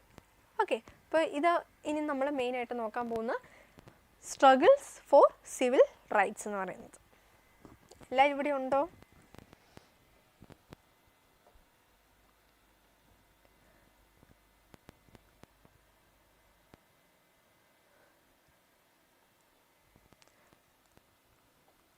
എല്ലാവരും ചാറ്റ് ബോക്സിൽ എപ്പോഴും ഇങ്ങനെ മെസ്സേജസ് നിറഞ്ഞുകൊണ്ടേ ഇരിക്കുകയാണ്.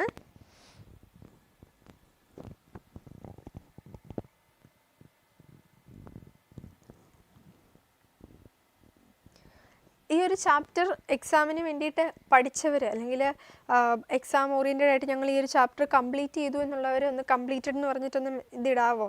ഓൾറെഡി ലേൺഡെന്നോ അങ്ങനെ എന്തെങ്കിലും ഒന്ന് ഇടാവോ? നിങ്ങൾ പഠിച്ചിട്ടുണ്ടെങ്കിൽ എത്ര പേര് പഠിച്ചിട്ടുണ്ടെന്ന് നോക്കട്ടെ. ഒരു ചാപ്റ്റർ ഞങ്ങൾ ഓൾറെഡി പഠിച്ച് കഴിഞ്ഞു മിസ് എന്നുള്ളവരൊന്ന് ചാറ്റ് ബോക്സിൽ ഇടാവോ?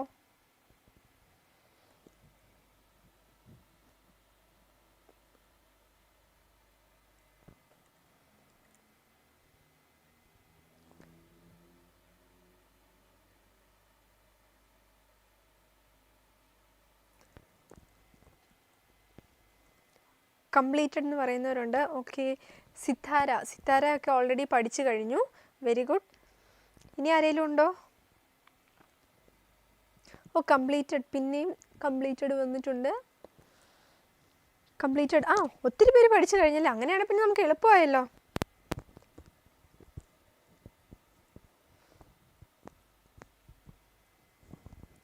Say completed Sony.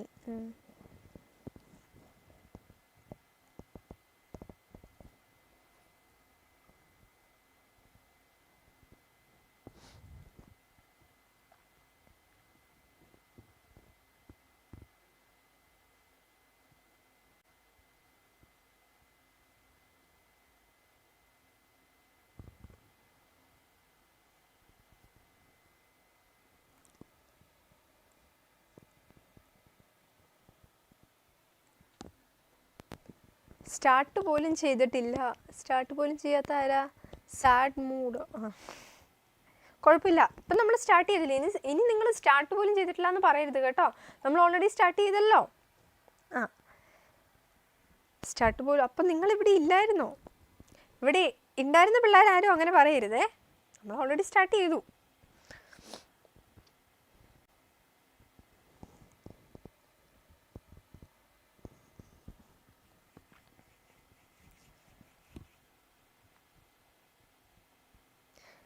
ഇപ്പോൾ എത്ര എക്സാം നിങ്ങൾക്ക് കഴിഞ്ഞത്? ഏതൊക്കെ എക്സാമാണ് കഴിഞ്ഞത് ഒന്ന് കമൻറ്റ് ചെയ്യാവോ? കണ്ടിന്യൂസ് ആയിട്ട് ഇങ്ങനെ പഠിച്ച് ബോറടിക്കാതിരിക്കാനായിട്ടോ ഞാൻ ഇടയ്ക്കൊരു ബ്രേക്ക് ഇട്ടേക്കുന്നത്. മിസ് കംപ്ലീറ്റഡ്, എൻ്റെ പേര് പറയാവോ? സംഗീത്. സംഗീത്, ഗുഡ്. നിങ്ങളൊക്കെ നല്ല പിള്ളേരാണ്, നേരത്തെ തന്നെ പഠിച്ചു വെക്കും അല്ലേ? കൊള്ളാം, കുഴപ്പമില്ല. എന്നാലും ഇപ്പോൾ നമുക്കൊരു എക്സ്ട്രാ നോളജ് അല്ലേ, അത്രയും വിചാരിച്ചാൽ മതിയിട്ട് നിങ്ങൾ പഠിച്ച കാര്യങ്ങളൊക്കെ ഒന്നുകൂടെ നിങ്ങൾക്കൊന്ന് റിവൈസ് ചെയ്യാനായിട്ടുള്ള ഒരു അവസരമായിട്ട് കണ്ടാൽ മതി. ഇനി പഠിക്കാത്തവരാണെങ്കിൽ കുഴപ്പമില്ല, നമ്മളിപ്പോൾ ഓൾറെഡി ഇത് സ്റ്റാർട്ട് ചെയ്തു.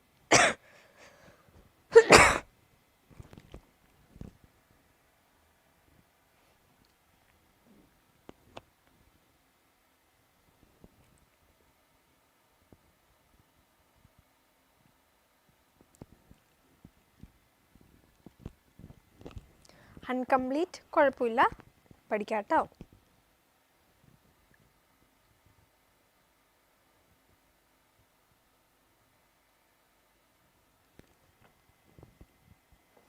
മലയാളം, ഇംഗ്ലീഷ്, ഹിന്ദി ഒക്കെ കഴിഞ്ഞു.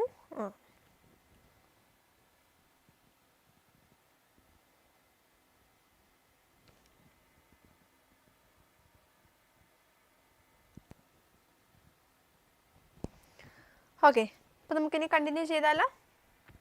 റെഡിയല്ലേ? സെറ്റല്ലേ? അങ്ങനെയാണെങ്കിൽ ഒരു തംസപ്പ് ഇട്ടേരെ. എഗെയിൻ നിങ്ങളൊന്ന് ഫ്രഷ് ആയിട്ടുണ്ടെന്ന് സെറ്റ് ആയിട്ടുണ്ടെങ്കിൽ വേഗം തംസപ്പ് ഇടുക, നമുക്ക് ബാക്കി നോക്കാം കേട്ടോ.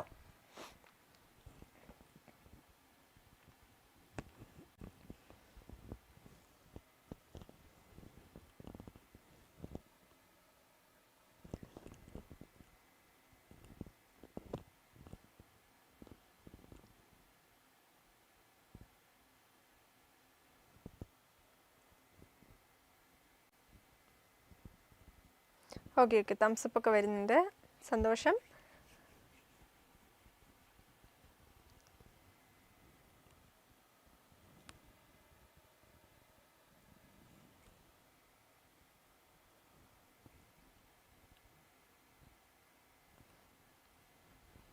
ഓക്കെ, നമുക്ക് കണ്ടിന്യൂ ചെയ്യാവേ. ദെൻ നമ്മൾ പറഞ്ഞു അടുത്തൊരു ഇമ്പോർട്ടൻ്റ് ആയിട്ടുള്ളൊരു ടോപ്പിക്കാണ് എന്ത്? വൈക്കം സത്യാഗ്രഹ എന്ന് പറയുന്നത് അല്ലേ? അതും ഈ ഒരു സിവിൽ റൈറ്റ്സിന് വേണ്ടിയിട്ട് കേരളത്തിൽ നടന്നിട്ടുള്ള ഒരു സ്ട്രഗിൾ ആയിരുന്നു വൈക്കം സത്യാഗ്രഹ. വൈക്കം സത്യാഗ്രഹമൊക്കെ നമ്മൾ നേരത്തെ തൊട്ട് പഠിക്കുന്നതാണ്, പക്ഷേ നമുക്ക് എക്സാം ഓറിയൻറ്റഡ് ആയിട്ട് അല്ലെങ്കിൽ ഒരിക്കലും മറക്കാത്ത രീതിയിലൊന്ന് പഠിക്കേണ്ടതുണ്ട് അല്ലേ? അപ്പം നമുക്ക് നോക്കാവേ, എന്താണ് വൈക്കം സത്യാഗ്രഹ? The Vaikom Satyagraha was a major struggle for the freedom of travelling that took place in Kerala when the national movement was gaining strength. Okay, അപ്പോൾ ഈ ഒരു വൈക്കം സത്യാഗ്രഹ എന്ന് പറയുമ്പോഴത്തേക്കും എന്തായിരുന്നു അതിൻ്റെ ഒരു മെയിൻ മോട്ടീവ് എന്ന് പറയുന്നത്? As A major struggle for the freedom of travelling. പണ്ട് നമുക്കിങ്ങനെ സഞ്ചരിക്കാനായിട്ടുള്ള പൊതുനിരത്ത് കൂടി എല്ലാവർക്കും സഞ്ചരിക്കാനായിട്ടുള്ള ഒരു സ്വാതന്ത്ര്യം ഉണ്ടായിരുന്നോ? ഇല്ല, അവിടെ തന്നെ ഒരു കാസ്റ്റ് ഡിസ്ക്രിമിനേഷൻ ഉണ്ടായിരുന്നു അല്ലേ? അല്ലെങ്കിൽ ജാതിയുടെ പേരിലും മതത്തിൻ്റെ പേരിലൊക്കെ ആ ഒരു വിവേചനം വന്നു കഴിഞ്ഞാൽ എങ്ങനെയായിരുന്നു? താഴ്ന്ന ജാതിക്കാർക്ക് ആ ഒരു പൊതുനിരത്ത് കൂടി നടക്കാനായിട്ടുള്ള സ്വാതന്ത്ര്യമില്ലായിരുന്നു. അതാണ് ദ ഫ്രീഡം ഓഫ് ട്രാവലിംഗ്. അപ്പോൾ ഫ്രീഡം ഓഫ് ട്രാവലിങ്ങിനെതിരായിട്ടുള്ള ഒരു ഫൈറ്റ് ആയിരുന്നു എന്ത്? വൈക്കം സത്യാഗ്രഹ എന്ന് പറയുന്നത് അല്ലേ? The Vaikom Satyagraha was a major struggle for the freedom of travelling. നമുക്ക് സഞ്ചരിക്കാനുള്ള സ്വാതന്ത്ര്യത്തിന് വേണ്ടിയിട്ട് നടന്നിട്ടുള്ള ഏറ്റവും പ്രധാനപ്പെട്ട പോരാട്ടങ്ങളിൽ ഒന്നാണ് എന്ത്? വൈക്കം സത്യാഗ്രഹ. Then that took place in Kerala when the national movement was gaining strength. Then the people who were considered inferior were not allowed to walk on the approach roads of Vaikom temples. അപ്പം ദുർബലരായിട്ടുള്ള ആൾ, അതായത് താഴ്ന്ന ജാതിയിൽപ്പെട്ട ആൾക്കാർക്ക് വൈക്കം ക്ഷേത്രത്തിന് ചുറ്റിനുമുള്ള പൊതുനിരത്തുകൂടി നടക്കാനായിട്ടുള്ള സ്വാതന്ത്ര്യം അന്ന് ഇല്ലായിരുന്നു. Then the Satyagraha began on March 30, 1924. ഇനി ഈ ഒരു വൈക്കം സത്യാഗ്രഹ സ്റ്റാർട്ട് ചെയ്യുന്നത് എന്നാണ്? March 30, 1924. 1924 മാർച്ച് 30 ഈ ഒരു വൈക്കം സത്യാഗ്രഹം നടക്കുന്നത്. Then in protest against this discrimination. അപ്പം വൈക്കം മഹാദേവ ടെമ്പിളിന് ചുറ്റിനുമുള്ള ആ ഒരു പൊതുനിരത്ത് കൂടി എല്ലാവർക്കും നടക്കാനായിട്ടുള്ള സ്വാതന്ത്ര്യം ഉണ്ടായിരുന്നില്ല. അപ്പോൾ അതിനെതിരായിട്ട് നടന്നിട്ടുള്ള ഒരു ശക്തമായിട്ടുള്ള ഒരു പോരാട്ടമായിരുന്നു, ഒരു സ്ട്രഗിൾ ആയിരുന്നു, ഫൈറ്റ് ആയിരുന്നു എന്ത്? വൈക്കം സത്യാഗ്രഹം എന്ന് പറയുന്നത്. അത് നടക്കുന്നത് എന്നാണ്? 1924 March 30-നാണ്. Then this satyagraha was led by T.K. Madhavan, K. Kelappan, K.P. Keshava Menon and others. Okay, ഇനി ഈ ഒരു വൈക്കം സത്യാഗ്രഹയ്ക്ക് ലീഡ് ചെയ്തിട്ടുള്ള, അതിനെ സപ്പോർട്ട് ചെയ്തിട്ടുള്ള ലീഡേഴ്സ് ആരൊക്കെയായിരുന്നു? ഒന്ന് T.K. മാധവൻ അല്ലേ? T.K. മാധവൻ അതിൽ പ്രധാനപ്പെട്ട ഒരു വ്യക്തിയായിരുന്നു. Then K. Kelappan and Kesava Menon and others. ഇനി ഇവരെയൊന്നും കൂടാതെ വേറെ ഒരുപാട് പേരുണ്ടായിരുന്നു. അപ്പോൾ ഈ 3 പേരാണ് ഈ ഒരു വൈക്കം സത്യാഗ്രഹയ്ക്ക് ലീഡ് ചെയ്തിട്ടുള്ള പ്രധാനപ്പെട്ട ലീഡേഴ്സ് എന്ന് പറയുന്നത്. T.K. Madhavan, K. Kelappan and K. Keshava Menon. Then the Vaikom Satyagraha, which attracted national attention and ended with the intervention of Mahatma Gandhi. Okay, അപ്പോൾ ഈ ഒരു വൈക്കം സത്യാഗ്രഹം എന്ന് പറയുന്നത് എന്താണ്? ദേശീയ തലത്തിൽ തന്നെ വളരെയധികം പ്രശസ്തി നേടിയിട്ടുള്ള ഒരു ഫൈറ്റ് ആയിരുന്നു. അപ്പോൾ ഇത് അവസാനിക്കുന്നത് എങ്ങനെയാണ്? മഹാത്മാഗാന്ധിയുടെ ഒരു ഇടപെടലോട് കൂടിയിട്ടാണ് ഈ ഒരു അദ്ദേഹം വന്നതിന് ശേഷമാണ് ഈ ഒരു സത്യാഗ്രഹ അവസാനിക്കുന്നത്. ദെൻ ഓൺ നവംബർ 23, 1925 1925 നവംബർ 23-നാണ് ഈ ഒരു ഫൈറ്റ് അവസാനിക്കുന്നത്. Then all 3 sides of the temple, അങ്ങനെ ഒരു ക്ഷേത്രത്തിലെ ഒരു എല്ലാ വശവും ഇല്ല, എന്നാൽ ആ ഒരു 3 വശത്തു കൂടി സഞ്ചരിക്കാനായിട്ടുള്ള ഒരു സ്വാതന്ത്ര്യം കിട്ടുകയാണ് ചെയ്യുന്നത്. ഓക്കെ, അപ്പോൾ ഇതാണ് വൈക്കം സത്യാഗ്രഹ. അത് ദേശീയ തലത്തിൽ തന്നെ വളരെയേറെ ശ്രദ്ധ നേടിയിട്ടുള്ള ഒരു ഫൈറ്റ് ആയിരുന്നു. അപ്പോൾ അതിൻ്റെ ലക്ഷ്യം എന്ന് പറയുന്നത് എന്തായിരുന്നു? ഫ്രീഡം ഓഫ് ട്രാവലിംഗ്, നമുക്ക് സഞ്ചരിക്കാനായിട്ടുള്ളൊരു സ്വാതന്ത്ര്യം കിട്ടുക. വൈക്കം മഹാദേവ ക്ഷേത്രത്തിന് ചുറ്റിനുള്ള പൊതുനിരത്ത് കൂടി അന്ന് എല്ലാവർക്കും സഞ്ചരിക്കാനായിട്ടുള്ള സ്വാതന്ത്ര്യമില്ലായിരുന്നു. അപ്പോൾ അതിനെതിരായിട്ട് നടന്നിട്ടുള്ള ഒരു ഫൈറ്റാണ്. ഇനി ഈ ഫൈറ്റിന് സപ്പോർട്ട് ചെയ്തിട്ടുള്ള അല്ലെങ്കിൽ ഇതിന് നേതൃത്വം കൊടുത്തിട്ടുള്ള പ്രധാന ലീഡേഴ്സ് ആരൊക്കെയായിരുന്നു? T.K. Madhavan, K. Kelappan and K.P. Keshava Menon. Okay, clear അല്ലേ? അപ്പോൾ അതാണ് വൈക്കം സത്യാഗ്രഹ. അടുത്തൊരു ഇമ്പോർട്ടൻ്റ് ആയിട്ടുള്ള ഒന്നാണ് പാലിയം സത്യാഗ്രഹ. പാലിയം സത്യാഗ്രഹ എന്ന് പറയുന്നത് എന്താണ്? The Paliyam satyagraha of 1947 to 48 was another protest in Kerala for the abolition of untouchability. ഇതെന്ന് പറയുന്നത് എന്താണ്? തൊട്ടുകൂടായ്മ അല്ലേ? ഉയർന്ന ജാതിയിലുള്ളവർ താഴ്ന്ന ജാതിയിലുള്ളവരെ കാണാൻ പാടില്ല, അവരെ തൊടാൻ പാടില്ല എന്നുള്ള കുറേ അനാവശ്യമായിട്ടുള്ള ആചാരങ്ങൾ ഇവിടെ നിലനിന്നിരുന്നു. അതിനെതിരായിട്ട് നടന്നിട്ടുള്ള ഒരു ശക്തമായിട്ടുള്ള ഒരു പോരാട്ടമായിരുന്നു എന്ത്? Paliyam Satyagraha. Then the marginalised sections, അതായത് ഈ പാർശ്വവൽക്കരിക്കപ്പെട്ട വിഭാഗങ്ങളുണ്ടല്ലോ, sections of the people were prohibited from walking on the road in front of the residence of Paliath Achan at Chennamangalam in Kochi. Then the Paliyam Satyagraha was organized by political parties and community organization in protest against this injustice. അപ്പോൾ ഇത്തരത്തിലുള്ള അനീതിക്കെതിരായിട്ട് നടന്നിട്ടുള്ള ഒരു പോരാട്ടമായിരുന്നു പാളിയം സത്യാഗ്രഹ എന്ന് പറയുന്നത്. അത് organise ചെയ്തത് ഏതാനും political parties and community ഓർഗനൈസേഷനാണ്. ഏതാനും കമ്മ്യൂണിറ്റി സമുദായ പ്രസ്ഥാനങ്ങൾ അതുപോലെ തന്നെ പൊളിറ്റിക്കൽ പാർട്ടീസുമാണ് ഇത് ഓർഗനൈസ് ചെയ്തിട്ടുള്ളത്. ഇത് മെയിനായിട്ട് എന്തിനെതിരായിട്ടായിരുന്നു? ഇത്തരത്തിലുള്ള അൺടച്ചബിലിറ്റി ഉള്ള പോലെയുള്ള ഇൻജസ്റ്റിസിനെതിരായിട്ടുള്ള പോരാട്ടമായിരുന്നു പാളിയം സത്യാഗ്രഹ. Then the government responded with arrest and torture to suppress the satyagraha led by C. Keshavan and others. അപ്പോൾ എങ്ങനെയാണ് ഗവൺമെൻറ് എങ്ങനെയാണ് ഇതിനെ റെസ്പോണ്ട് ചെയ്തത്?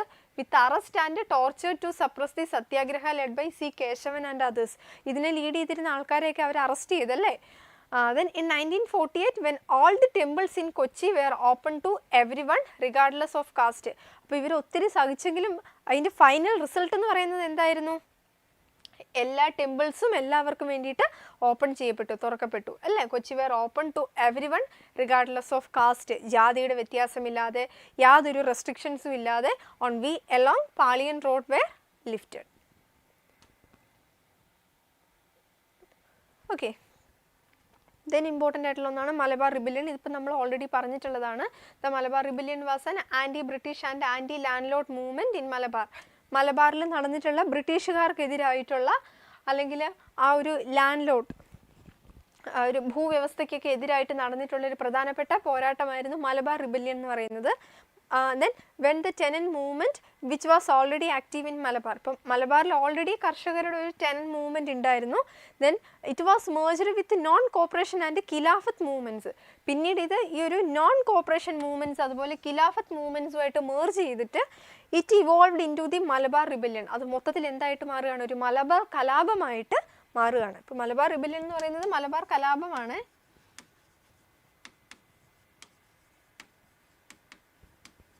മലബാർ കലാപമായിട്ട് അത് പിന്നീട് മാറുകയാണ്.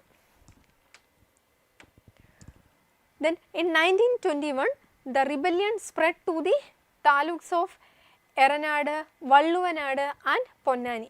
അപ്പോൾ 1921 ആയപ്പോഴത്തേക്കും എന്താണ് ഈ ഒരു വിപ്ലവം എന്ന് പറയുന്നത് എവിടേക്കൊക്കെ സ്പ്രെഡായി?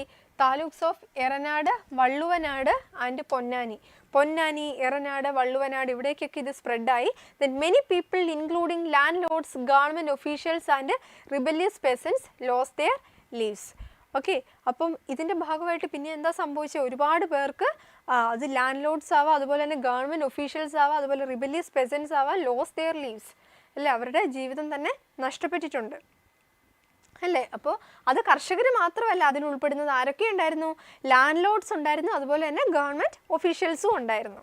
Then the British government suppressed the rebellion using the Malabar special police and the army. അപ്പോൾ ബ്രിട്ടീഷുകാർ ഇതിനെ എങ്ങനെയാണ് എതിർത്തത്? they are using the Malabar special police and the army അല്ലേ. അവർ മലബാർ സ്പെഷ്യൽ പോലീസും അതുപോലെ തന്നെ ആർമി സൈന്യത്തെ ഉപയോഗിച്ചുകൊണ്ടാണ് അവർ ഇതിനെ സപ്രസ് ചെയ്തത്. Then the prominent among those who led the Malabar rebellion were Ali Musliar and Variyankunnath Kunjahammed Haji and MB Narayana Menon. Okay, അപ്പോൾ ഇതിനെ ലീഡ് ചെയ്തിട്ടുള്ള പ്രധാനപ്പെട്ട ആൾക്കാർ ആരൊക്കെയായിരുന്നു? അലി മുസ്ലിയാർ ഉണ്ടായിരുന്നു, Variyankunnath Kunjahammed Haji and MB Narayana Menon. Okay, അപ്പോൾ ഇത്രയാണ് നമ്മുടെ പ്രധാനപ്പെട്ട ആ ഒരു സിവിൽ സ്ട്രഗിൾസ് എന്ന് പറയുന്നത്. ഓക്കെ, ഇനി എന്ന് പറയുന്നത് social reformers and their main activities. ഈ ഒരു ചാപ്റ്ററിൽ നമ്മൾ നിങ്ങളുടെ ടെക്സ്റ്റ് ബുക്കിൽ ഇതുപോലത്തെ കുറേ ഇമേജസും അവരുടെ പ്രധാനപ്പെട്ട മൂവ്മെൻറ്റ്സ് നിങ്ങൾക്ക് കാണാനായിട്ട് പറ്റും അല്ലേ. ഇത് ഭയങ്കര ഇമ്പോർട്ടൻ്റാണ്. കാരണം ഉണ്ടല്ലോ, നിങ്ങൾക്ക് മാച്ച് ദി ഫോളോയിങ് ഒക്കെ ആയിട്ട് ക്വസ്റ്റ്യൻ ചോദിക്കാം. ഇപ്പോൾ ഒരു ബോക്സിനകത്ത് ഫുള്ള് സോഷ്യൽ റിഫോമേഴ്സ് ആണെന്ന് വിചാരിക്കുക. ഒരു ബോക്സിൽ മൊത്തം നിങ്ങൾ കാണുന്നത് അവർ കൊണ്ടുവന്നിട്ടുള്ള മൂവ്മെൻറ്റ്സ് ആണ്. ഓക്കെ, ഇപ്പോൾ ഫോർ എക്സാമ്പിൾ സമത്വ സമാജം, ഇത് വന്നിട്ട് കുറേ പേരുടെ പേര് വന്നിട്ട് ഇതിലാരുമായിട്ട് മാച്ച് ആവുന്നു. ഇപ്പോൾ മാച്ച് ദി ഫോളോയിങ് രീതിയിലൊക്കെ ഈ ഒരു പോർഷനിൽ നിന്ന് ക്വസ്റ്റ്യൻസ് വരാം. അപ്പോൾ നമ്മൾ എന്താ ചെയ്യേണ്ടത്? ഓരോന്നും നിങ്ങൾ കറക്റ്റായിട്ട് ഓർത്ത് വെക്കുക. നമുക്ക് എന്തെങ്കിലുമൊക്കെ ഒരു ഷോർട്ട് അല്ലെങ്കിൽ ഒരു ട്രിക്കൊക്കെ വെച്ചിട്ട് നമുക്ക് പഠിക്കാം. ഓക്കെ, ഇപ്പം നോക്കിയേ, ഫസ്റ്റുള്ള സോഷ്യൽ റിഫോമർ എന്ന് പറയുന്നത് ആരാണ്? വൈകുണ്ഠസ്വാമികൾ അല്ലേ. വൈകുണ്ഠസ്വാമി ഒരു സാമൂഹിക പരിഷ്കർത്താവായിരുന്നു.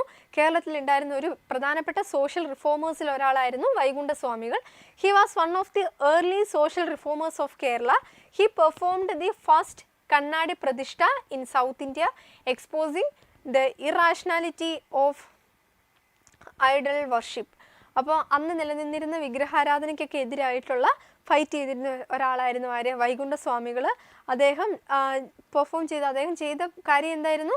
കണ്ണാടി പ്രതിഷ്ഠ. അപ്പോൾ കണ്ണാടി പ്രതിഷ്ഠ ആരുമായിട്ട് ബന്ധപ്പെട്ടിരിക്കുന്നു? ആരുമായിട്ടാണ്? വൈകുണ്ഠ സ്വാമികളാണ് അല്ലേ. He performed the first Kannadi Prathishta in south India and it exposing the irrationality of idol worship. Then Samathwa Samaj. ഈ ഒരു വൈകുണ്ഠ സ്വാമികളാണ് എന്ത് സ്ഥാപിച്ചത്? സമത്വ സമാജ്. വൈകുണ്ഠസ്വാമികളായിട്ട് റിലേറ്റ് ചെയ്തിട്ടുള്ള മൂവ്മെൻ്റ് ആണ് സമത്വ സമാജ് എന്ന് പറയുന്നത്. മറക്കരുത് കേട്ടോ. വൈകുണ്ഠസ്വാമികൾ,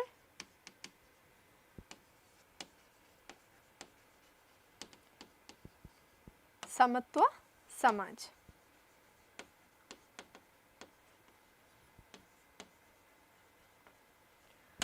ഓക്കെ, പിന്നെ അടുത്തൊരു വ്യക്തിയാണ്. ഇതിന് നിങ്ങൾക്ക് എല്ലാവർക്കും പരിചയമല്ലേ, നമുക്കൊക്കെ അറിയാവുന്ന ആളാണല്ലേ. ആരാണ്? ശ്രീനാരായണ ഗുരു. ശ്രീനാരായണ ഗുരുവിൻ്റെ പ്രത്യേകത എന്തായിരുന്നു? He was the foremost reformer who worked for social change in Kerala. കേരളത്തിലെ ഒരു സാമൂഹിക പരിവർത്തനത്തിന് വേണ്ടിയിട്ട് പ്രവർത്തിച്ചിട്ടുള്ള മറ്റൊരു സോഷ്യൽ റിഫോമർ ആയിരുന്നു Sree Narayana Guru. And he fought against superstitions and caste discrimination. ഇവിടെ നിലനിന്നിരുന്ന അന്ധവിശ്വാസങ്ങൾക്കെതിരായിട്ട് അല്ലെങ്കിൽ ജാതി വിവേചനത്തിനെതിരായിട്ട് പ്രവർത്തിച്ചിട്ടുള്ള മറ്റൊരു വ്യക്തിയാണ് ആര്? Sree Narayana Guru. Then he proclaimed become enlightened through knowledge. അതായത് വിദ്യാഭ്യാസത്തിലൂടെയുള്ള എന്താണ് എൻലൈറ്റൻമെൻറ്റ് അല്ലെങ്കിൽ ജ്ഞാനോദയം എന്നുള്ളതാണ് അദ്ദേഹത്തിൻ്റെ ആശയം എന്ന് പറയുന്നത്. ശ്രീനാരായണ ഗുരുവിൻ്റെ ആശയം. Become enlightened through knowledge. വിദ്യാഭ്യാസത്തിലൂടെ, അറിവിലൂടെ മാത്രമേ നമുക്ക് ആ ഒരു വിജ്ഞാനത്തിലേക്ക് എത്താനായിട്ട് സാധിക്കൂ. Then he performed Shiva Pradishta at Arivipuram and described this temple as a model place where everyone can live in brotherhood without any caste discrimination or religious hatred. അപ്പം അരുവിപ്പുറം ശിവപ്രതിഷ്ഠ അദ്ദേഹത്തിൻ്റെ നേതൃത്വത്തിൽ നടന്നതാണ്. അപ്പം ഇതിൻ്റെ എല്ലാം ബേസിൽ അദ്ദേഹം പറയുന്നത് എന്താണ്? എല്ലാവരും സഹോദരങ്ങളെ പോലെ വേണം ജീവിക്കാനായിട്ട്, വിത്തൗട്ട് എനി കാസ്റ്റ് ഡിസ്ക്രിമിനേഷൻ. യാതൊരു ജാതിപരമായിട്ടുള്ള ഒരു വിവേചനവും ഇല്ലാതെ സഹോദരപരമായിട്ട് വേണം നമ്മൾ ജീവിക്കാനായിട്ട്. His visions influence reformers like Sahodaran Ayyappan, Mahakavi Kumaranasan and doctor P Palpu and T K Mahadevan. അപ്പോൾ അദ്ദേഹത്തിനെ ഇൻഫ്ലുവൻസ് ചെയ്തിട്ടുള്ള മറ്റ് റിഫോമേഴ്സ് ആരൊക്കെയാണ്? കുമാരനാശാനുണ്ട്, ഡോക്ടർ പി പൽപ്പു ഉണ്ട്, ടി കെ മാധവനുണ്ട്. ദെൻ പ്രധാനപ്പെട്ട മൂവ്മെൻറ്റ് ഏതായിരുന്നു? ശ്രീനാരായണ ധർമ്മ പരിപാലന യോഗം. സമത്വ സമാജം ആരുമായിട്ട് ബന്ധപ്പെട്ടതാണ്? വൈകുണ്ഠസ്വാമികൾ അല്ലേ? വൈകുണ്ഠസ്വാമികൾ കൊണ്ടുവന്നിട്ടുള്ള മൂവ്മെൻറ്റാണ് സമത്വ സമാജ്. ദെൻ ശ്രീനാരായണ ഗുരു കൊണ്ടുവന്നതാണ് എന്ത്? ശ്രീനാരായണ ധർമ്മ പരിപാലന യോഗം.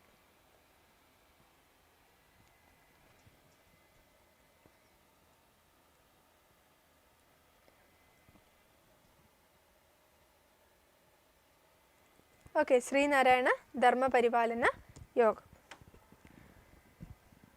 ഒരാളുകൂടി ഉണ്ടല്ലേ. നെക്സ്റ്റ് നോക്കിക്കേ, കുര്യാക്കോസ് ഏലിയാസ് ചാവറ. കുര്യാക്കോസ് ഏലിയാസ് ചാവറ ആരായിരുന്നു? ചാവറേച്ചൻ എന്ന് പറയുന്നത് social reformer and an educational activist. അദ്ദേഹം ഒരു സാമൂഹിക പരിഷ്കർത്താവായിരുന്നു, അതുപോലെ തന്നെ വിദ്യാഭ്യാസത്തിന് വേണ്ടിയിട്ട് പ്രവർത്തിച്ച ഒരാളാണ് അല്ലേ. He established orphanages and schools for the under privileged. അപ്പോൾ ഈ ഒരു അടിച്ചമർത്തപ്പെട്ടവർക്ക് വേണ്ടിയിട്ട്, അല്ലെങ്കിൽ ഒരു താഴ്ന്ന ജാതിയിൽപ്പെട്ടവർക്ക് വേണ്ടിയിട്ട് അദ്ദേഹം എന്താണ്, ഒരുപാട് സ്കൂളുകളും ഓർഫനേജുകളും സ്ഥാപിച്ചു. ഓക്കെ, അപ്പോൾ ഇവരെല്ലാം ഒത്തിരി കോൺട്രിബ്യൂട്ട് ചെയ്തിട്ടുണ്ടല്ലേ. ഇന്ന് നമ്മൾ അനുഭവിക്കുന്ന പല സ്വാതന്ത്ര്യവും ഇവരുടെയൊക്കെ ആ ഒരു ഫൈറ്റിൻ്റെ റിസൾട്ടാണ്. ഇനി നോക്കിക്കേ, അടുത്തെന്ന് പറയുന്നത് ചട്ടമ്പി സ്വാമികളാണ്. ചട്ടമ്പി സ്വാമികൾ മറ്റൊരു സോഷ്യൽ റിഫോർമർ ആയിരുന്നു. He opposed the caste system and irrational customs. അപ്പോൾ അദ്ദേഹം എന്തായിരുന്നു? ഇവിടെ നിലനിന്നിരുന്ന ജാതി വ്യവസ്ഥയ്ക്ക്, അതുപോലെ തന്നെ ഓരോ മതത്തിലും ഉണ്ടായിരുന്ന അനാവശ്യമായിട്ടുള്ള ആചാരങ്ങളൊക്കെ ഉണ്ടല്ലോ, അതിനൊക്കെ എതിരായിട്ട് ഫൈറ്റ് ചെയ്തിരുന്ന ആളായിരുന്നു Chattampi Swamikal. His writings were valuable contributions to the Malayalam language and literature. അപ്പോൾ അദ്ദേഹത്തിൻ്റെ എഴുത്തെന്നൊക്കെ പറയുന്നത് എന്തായിരുന്നു? മലയാളം സാഹിത്യത്തിൽ തന്നെ പ്രധാനപ്പെട്ട ഒരു സംഭാവനകളിലൊന്നായിരുന്നു. ദെൻ അയ്യങ്കാളി. അയ്യങ്കാളി എന്ന് പറയുന്നത് fought for the right, self respect, freedom of traveling and education of the oppressed sections of society, and the Villuandi strike and the Kallumala strike were important strikes led by him. Then the important movement സാധുജന പരിപാലന സംഘം. നോക്കിയേ, അയ്യങ്കാളി എന്ന് പറയുന്നത് എന്തായിരുന്നു? പ്രധാനമായിട്ട് ഇതുപോലെ സഞ്ചരിക്കാനുള്ള സ്വാതന്ത്ര്യത്തിന് വേണ്ടിയിട്ട് ഫൈറ്റ് ചെയ്തയാളാണ്. അതുപോലെ വിദ്യാഭ്യാസത്തിന് വേണ്ടിയിട്ട്, എല്ലാവർക്കും ഒരേപോലെ വിദ്യാഭ്യാസം ലഭിക്കാനായിട്ടുള്ള സ്വാതന്ത്ര്യമുണ്ട്, അതിന് വേണ്ടിയിട്ട് ഫൈറ്റ് ചെയ്ത ഒരാളാണ് അയ്യങ്കാളി. ദെൻ അദ്ദേഹം കൊണ്ടുവന്നിട്ടുള്ള മൂവ്മെൻറ്റിൽ ഒന്നാണ് സാധുജന പരിപാലന സംഘം. സാധുജന പരിപാലന സംഘം. സമത്വ സമാജം ആ മൂവ്മെൻറ്റ് കൊണ്ടുവന്നത് ആരാ? വേഗം കമൻറ്റ് ചെയ്തേ. സമത്വ സമാജം എസ്റ്റാബ്ലിഷ് ചെയ്തത് ആരാണ്? വേഗം കമൻറ്റ് ചെയ്യുക. എത്ര പേര് ക്ലാസ്സിലുണ്ടെന്ന് നോക്കട്ടെ.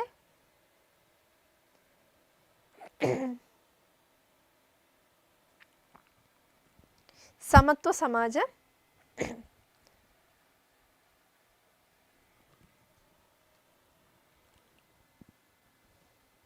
ആരും ഇല്ലേ ഇവിടെ? വേഗം ആരാദ്യം പറയുന്നത് നോക്കട്ടെ.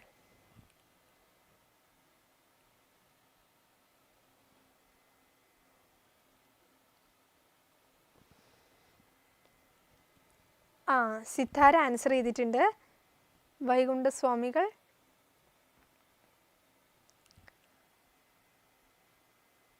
വേറെ ആരും ഇവിടെ ഇല്ലേ? വേറെ ആരുടെ ആൻസേഴ്സ് എനിക്ക് കിട്ടുന്നില്ല. നിങ്ങൾ ഇനിയിപ്പോൾ ടൈപ്പ് ചെയ്തിട്ടുകൊണ്ടിരിക്കുകയായിരിക്കും, അതായിരിക്കും ഞാൻ കാണാത്ത. കുഴപ്പമില്ല കേട്ടോ, എന്താണ് എല്ലാവരും പറ, ആൻസർ പറ.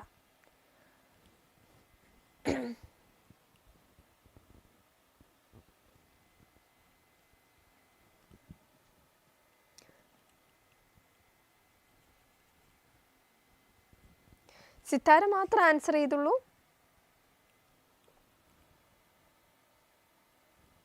ചട്ടമ്പി സ്വാമികൾ സോണി ഇട്ടിട്ടുണ്ട്. സോണി.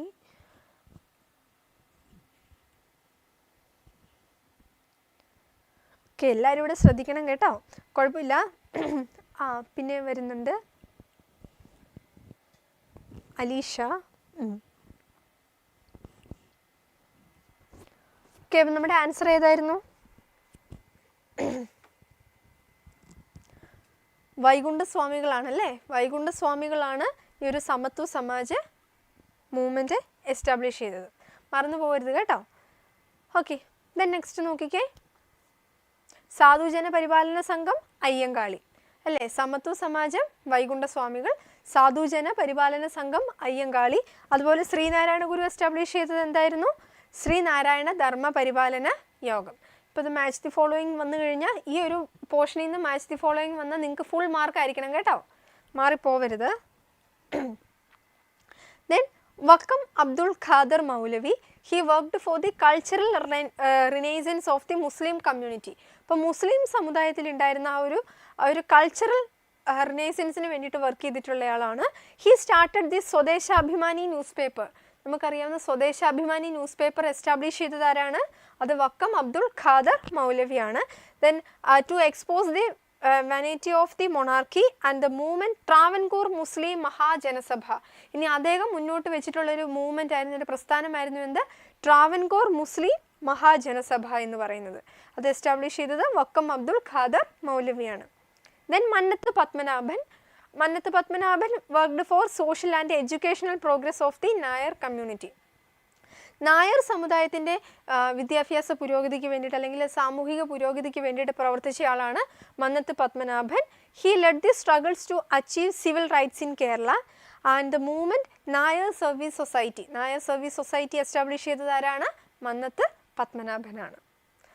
ഓക്കെ, അപ്പോൾ ഈ മൂവ്മെൻറ്റ്സ് എല്ലാം കറക്റ്റായിട്ട് ഓർത്തിരിക്കുക കേട്ടോ. ഇത് നോക്കിക്കേ, പൊയ്കേൽ യോഹന്നാൻ. പൊയ്കേൽ യോഹന്നാൻ എന്ന് പറയുന്നത് he fought against social labels like casteism and slavery. അടിമത്തത്തിനെതിരായിട്ട് അല്ലെങ്കിൽ കാസ്റ്റിസത്തിനൊക്കെ എതിരായിട്ട് ഫൈറ്റ് ചെയ്തിട്ടുള്ള ഒരാളാണ് പൊയ്കേൽ യോഹന്നാൻ. അദ്ദേഹം മുന്നോട്ട് വെച്ചിട്ടുള്ള പ്രധാനപ്പെട്ട മൂവ്മെൻറ്റിൽ ഒന്നായിരുന്നു പ്രത്യക്ഷ രക്ഷ ദൈവസഭ. Prathyaksha Raksha Daivasabha. Then Pandit KP Karuppan, a poet and playwright. He worked for the upliftment of the backward classes. അപ്പോൾ പിന്നോക്ക ജനതയുടെ പുരോഗമനത്തിന് വേണ്ടിയിട്ട്, ഉന്നതിക്ക് വേണ്ടിയിട്ട് പ്രവർത്തിച്ചയാളാണ് പണ്ഡിറ്റ് KP കറുപ്പൻ. അദ്ദേഹത്തിൻ്റെ പ്രധാനപ്പെട്ട മൂവ്മെൻറ്റിൽ ഒന്നായിരുന്നു Arya Samajam. Then VT Bhattathiripad. He was known as a reformer of the Namboothiri community and social worker and writer. He wrote the famous play അടുക്കളയിൽ നിന്ന് അരങ്ങത്തേക്ക്. മൂവ്മെൻ്റ് എന്ന് പറയുന്നത് യോഗേഷ്മ സഭ, യോഗക്ഷേമ സഭയാണ് അദ്ദേഹത്തിൻ്റെ പ്രധാനപ്പെട്ട മൂവ്മെൻ്റ് എന്ന് പറയുന്നത്. ദെൻ അടുത്ത ആളാണെന്ന് പറയുന്നത് വഗ്ഭത്തൻ്റെ ആണ്. Promoted critical thinking based on logic and try to reform customs according to the changing times. പ്രധാനപ്പെട്ട മൂവ്മെൻ്റ് എന്ന് പറയുന്നത് ആത്മവിദ്യാ സംഘം. ഓക്കെ, ഇനി ഒരു ലാസ്റ്റ് ഒരു പോർഷനാണ്. ട്രാവൻകൂറിലുണ്ടായിരുന്നത് Malayali memorial and the Ezhava memorial where the early movements that awakened the political consciousness of the people in Travancore. ട്രാവൻകൂറിൽ അന്നുണ്ടായിരുന്ന ജനതയിൽ ഈ ഒരു പൊളിറ്റിക്കൽ കോൺഷ്യസ്നെസ് ഉണ്ടാക്കാൻ വേണ്ടിയിട്ട് അന്ന് എസ്റ്റാബ്ലിഷ് ചെയ്തിട്ടുള്ള രണ്ട് മൂവ്മെൻറ്റ്സ് ആണ് മലയാളി മെമ്മോറിയൽ അതുപോലെ തന്നെ ഈഴവ മെമ്മോറിയൽ എന്ന് പറയുന്നത്. അപ്പോൾ ഇവയുടെ ഡിഫറൻസ് എന്തായിരുന്നു? മലയാളി മെമ്മോറിയൽ എന്ന് പറയുമ്പം demand for adequate representation of people of Travancore in government jobs in Travancore. തിരുവിതാംകൂറിൽ ഗവൺമെൻറ് ജോബ്സിലേക്ക് മാക്സിമം ഈ ഒരു എന്താണ് ആഡിക്വേറ്റ് ട്രാവൻകൂർ പീപ്പിളിന് സ്വാതന്ത്ര്യം കൊടുത്തുകൊണ്ടുള്ള ഒരു ഇതായിരുന്നു മലയാളി മെമ്മോറിയൽ എന്ന് പറയുന്നത്. ദെൻ ഈഴവ മെമ്മോറിയൽ എന്ന് പറയുന്നത് എന്താണ്? Demand for adequate representation of Ezhava community in government service. Government ജോലികളിൽ ഈഴവ കമ്മ്യൂണിറ്റിക്ക് കൂടുതൽ പ്രിഫറൻസ് കൊടുത്തുകൊണ്ടുള്ളതായിരുന്നു ഈഴവ മെമ്മോറിയൽ എന്ന് പറയുന്നത്. ദെൻ മലയാളി മെമ്മോറിയൽ എസ്റ്റാബ്ലിഷ് ചെയ്തത് എന്നാണ്? On 1st January 1891, a petition signed by the people was submitted to the Maharaja starting this demand. 1891 January 1 കൊടുത്തിട്ടുള്ള ഒരു പെറ്റീഷൻ്റെ ബേസിലാണ് അതൊന്ന് സ്റ്റാർട്ട് ചെയ്യുന്നത്. തന്നെ അതിൻ്റെ ലീഡർ ആയിരുന്ന ആരായിരുന്നു? അത് ലീഡ് ചെയ്തിരുന്നത് ആരായിരുന്നു? GP പിള്ളയാണ്.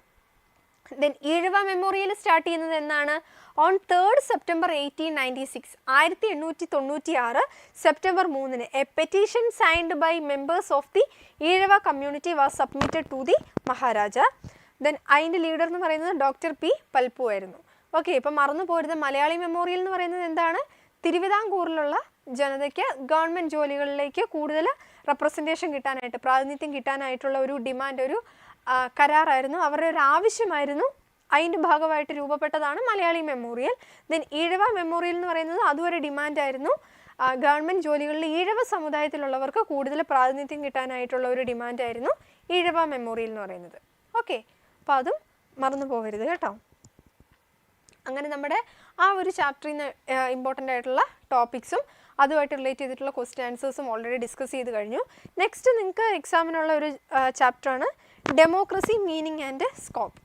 നമുക്ക് പ്രത്യേകിച്ച് നോക്കേണ്ട ആവശ്യമില്ല, നിങ്ങൾക്കൊക്കെ അറിയാവുന്ന കാര്യങ്ങളാണ്. കാരണം എന്താണ്? നമ്മൾ ജീവിക്കുന്നത് ഒരു ജനാധിപത്യ രാജ്യത്താണല്ലേ. ഡെമോക്രസി എന്ന് പറയുന്നത് എന്താണ്? ജനാധിപത്യം. ജനാധിപത്യം എന്ന് പറയുന്നത് എന്താണ്? ജനങ്ങളുടെ ആധിപത്യമാണല്ലേ. ഇപ്പം ഈ ഇടയ്ക്ക് നമ്മൾ പഞ്ചായത്ത് ഇലക്ഷനൊക്കെ കഴിഞ്ഞിട്ടിരിക്കുക. അപ്പോൾ നിങ്ങൾക്ക് ഏകദേശം ഒരു ഐഡിയ ഒക്കെ ഉണ്ട് എന്താണ് ഈ ജനാധിപത്യം. നമുക്കറിയാം, നമ്മുടെ കൂടെയുള്ള ഇപ്പോൾ ജയിച്ചു വന്നിട്ടുള്ള ലീഡേഴ്സ് എന്നൊക്കെ പറയുന്നത് അവർ തന്നെ കയറി വന്നതാണ്. ഞാനാണ് ലീഡർ എന്നൊക്കെ പറഞ്ഞിട്ട് അവരായിട്ട് ജയിച്ചു വന്നതാണോ? അല്ല, അവരെ ജയിപ്പിച്ചത് ആരാണ്? അവരെ വോട്ട് ചെയ്ത് ആ ഒരു ഇലക്ഷൻ്റെ ഭാഗമായത് ആരാണ്? നമ്മൾ ഓരോരുത്തരുമാണല്ലേ. അപ്പോൾ ഈ ജനാധിപത്യം എന്ന് പറയുന്നത് എന്താണ്? ജനങ്ങളുടെ ആധിപത്യം അല്ലേ. നമ്മുടെ ഭരണാധികാരികളെ, ജനങ്ങളെ ഭരിക്കാനുള്ളവരെ ജനങ്ങൾ തന്നെ തിരഞ്ഞെടുക്കുന്നതാണ് ജനാധിപത്യം എന്ന് പറയുന്നത് അല്ലേ. അപ്പോൾ ഈ ഒരു ചാപ്റ്ററിൽ നമ്മൾ ഇതുപോലെ തന്നെ ഇമ്പോർട്ടൻ്റ് ആയിട്ടുള്ള ജസ്റ്റ് ടോപ്പിക്സ് ഒന്ന് ജനറലൈസ് ചെയ്ത് പറയുന്നു. ദെൻ ചോദിക്കാൻ സാധ്യതയുള്ള ക്വസ്റ്റ്യൻസും പറയുന്നു. ഓക്കെ, അപ്പോൾ ഫസ്റ്റ് ഓഫ് ഓൾ ഡെമോക്രസി എന്താണ്? നമ്മൾ പറഞ്ഞു, democracy is not only elections but also values like liberty, equality, justice and rights. Okay, അപ്പോൾ നമ്മൾ പറഞ്ഞു ഡെമോക്രസി എന്ന് പറയുന്നത് ജനാധിപത്യ രാജ്യത്ത് എങ്ങനെയായിരിക്കും? ജനങ്ങൾ തന്നെയാണ് അവരുടെ ഭരണാധികാരികളെ തിരഞ്ഞെടുക്കുന്നത്. അപ്പോൾ ഇവിടെ ഇമ്പോർട്ടൻ്റ് ആയിട്ടുള്ള കുറച്ച് കാര്യങ്ങളുണ്ട് ഈ ഒരു ചാപ്റ്ററിൽ നമ്മൾ പഠിക്കുന്ന ഏതാനും വാല്യൂസ്. ജനാധിപത്യം എന്ന് പറയുന്നത് എന്താണ്? It is A values like liberty, equality, justice and rights. എന്താണ് ലിബർട്ടി എന്ന് വെച്ചാൽ? എന്താണ്? നമ്മുടെ ആ ഒരു ഫ്രീഡം, ആ ഒരു സ്വാതന്ത്ര്യം. ഈക്വാലിറ്റി എന്ന് പറയുന്നത് എന്താണ്? സമത്വം. ജസ്റ്റിസ് എന്താണ്? നീതി. ദെൻ റൈറ്റ്സ് എന്താണ്? അവകാശങ്ങൾ അല്ലേ.